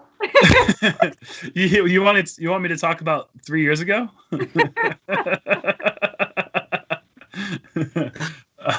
It was annoying then. Oh man, I don't know. I have no idea what that's like. It's been a while. Who do you guys think is going to win Tennessee State's? So Tennessee State's and the Majestic are kind of the 2 big events coming up. Who do you guys got at either of those? Chris Dickerson. Zach Calvin at both. Is going to win both. I think Jerm is going to win States. I got me too, actually. I haven't looked at the lineup for Majestic. I don't even know who's going to be there. Who are some heavy hitters? I'm going to say Kale. At Tennessee State's? No, at Majestic. Oh, who's going to be at Tennessee State's though? Chris Dickerson. And Zach Melton. Okay, so that's tough. All right, there's 2 tough guys. Who else? Isn't Paul going to Tennessee State's or no? No. Emerson Keith is coming to States along with Dutch Napier, Trevor Harbolt. I feel like I'm forgetting some people. Johnny McRae is going to be here. I don't know if Will signed up or not. I don't know. The women's field. Madison, you want to talk about the women's field at States? Yeah, I don't know if it filled all the way up, but when I signed up, I was spot number 24 out of 25 open spots. So the women's field was absolutely packed. Yeah, I know I saw Jennifer Allen on there. Heather Young, who's smashing in the putting tournament right now, is a maybe. She signed up. I'm trying to think of who else. There's like a lot of the top touring women from this side of the country are showing up, and a lot of awesome locals as well. But the field is really stacked. Elaine King, Callie McMorrin, Christine Jennings, Macy Walker, who's from Morristown, Sarah Cunningham. Pretty good field. Mm-hmm. And the fact that there's 25 of them, I mean, that's unbelievable for any A tier. I just looked up a Facebook picture of Heather Young, and I don't know that we actually have talked before. I was there. You definitely talked. Maybe a brief conversation, brief conversation, but I do not remember it. Jerm, you're signed up for the Majestic. I know. Actually, I'm really bummed about that. That was a really awesome opportunity. Kale had reached out to me actually back last year and had planned on having me come up there and was like going to have me stay with him and Vic, and I was going to have Jules up there because it's actually Jules' birthday week. And we were really looking forward to spending a really awesome time up there. And it's just too much to get all the way up there. And Kale obviously lost a lot of funding for the event. And so he was expecting to have a lot more added cash. And that just was, it just was, we were planning on going from Majestic down to Worlds together. And, obviously all that's now changed. So I'm actually really upset about that one. But I really do want to get up there and see the preserve. That's something that Kale has reached out to me several times throughout this year to talk about his progress to that place. And I don't know if you guys have seen his pictures, but it's actually like looking absolutely immaculate. Yeah, he's doing a lot of cool stuff. He's going to have nature signs. He's got fishing on the property. He's got kayaking and canoeing. It's going to be like a multi-use place. Unbelievable. What'd you say, Zach? Black lining. Hilarious. All right, guys. I think we're gonna probably close it out, but I just want to give y'all one last time to just give any shout outs or like any sponsor people or things you want to say before we go. I'm sorry we're mean to you, Jerm. Don't be. I honestly is like it's just fuel to the fire. That's what it just builds me up. Jules just texted me and said that you cry. Yes. That I what? She says you cry every time you get off the live feed. That's all I have. Shout outs. Yeah, obviously shout out big time to Innova. Obviously 3 of the 4 of us know what's right for them. Yeah. And and Pound Disc Golf Packs. And shout out to Bushnell for taking a big leap of faith by joining the Disc Golf Pro Tour. I'm excited to try their product. I've never done any of the laser sighting before, but as I get older and these eyes ain't what they used to be, it'd be nice to maybe add something to the game. I mean, are you even accurate enough for it to matter? I gotta go. It's been fun. Hey, he's about to log off. I'll also shout out Innova, Millennium, and Grip Equipment. Wow. Also, Heimburg has a Tour Series disc out right now. I don't know if is it sold out or is it available? I think it's sold out on the Innova website. Millennium might have some Dracos on their website. But yeah, if not, just check out your local shop. They probably have some. Have you had them since they came out? I have some now, and yeah, I've been throwing them the past, bit. Zach, anywhere to buy discs from you? I've seen lots of pictures of your Meltons. Thank you. Wait, did you say you like them or what? I said I've seen lots of pictures of them. I have no opinion, but where can the people buy them if they want to support you? They're all sold out, but that would be from Dynamic Disc, but they're sold out. So any online retailers or stores that potentially may still have them. Thank you. Magic. Jerm has signature fidget spinners available for sale.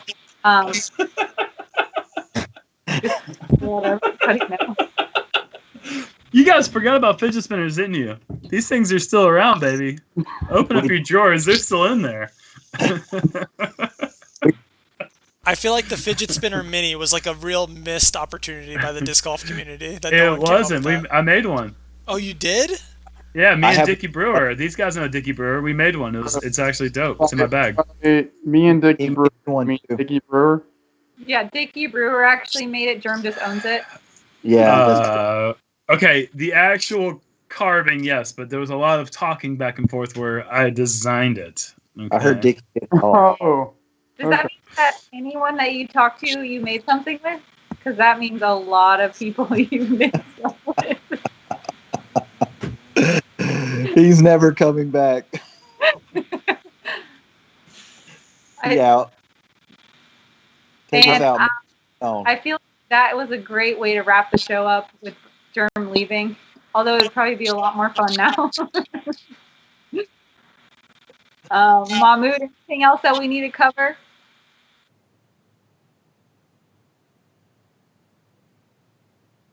Oh yeah, shout out to NF as well. My Tour Series disc will be out later this year. I don't know when yet, but it is coming eventually once everything starts getting back into gear with the factories. Well, thank you guys so much for joining us all day. Tomorrow, the Final Four and the championship are both going to be pay-per-view on the Disc Golf Network. So, if you enjoyed the shenanigans that you just watched, tomorrow on the Disc Golf Network, it's for a single dollar to watch the Final Four, and all the money goes to COVID relief. So. Yeah, just head on over to discgolfnetwork.com and just scroll to the bottom. You can buy that pay-per-view to watch the Final Four. If you're a subscriber to the Disc Golf Network, you get it automatically, so you don't even have to do anything. So yeah, please join us tomorrow on the Disc Golf Network. And yeah, that's all. Thank you guys so much for joining us and taking the time and taking time out of your day to come be with us here. I know everyone really appreciates it. You're welcome. And thanks to the Disc Golf Pro Tour for giving some activities for the pros to do in the off season. We all appreciate it. Yeah, it kept Madison really busy. This is not Jeremy. This is some anonymous guy. I just wanted to say thank you for having Jeremy on, and we'll talk to you later. That's a great place to end it. All right, bye. End stream.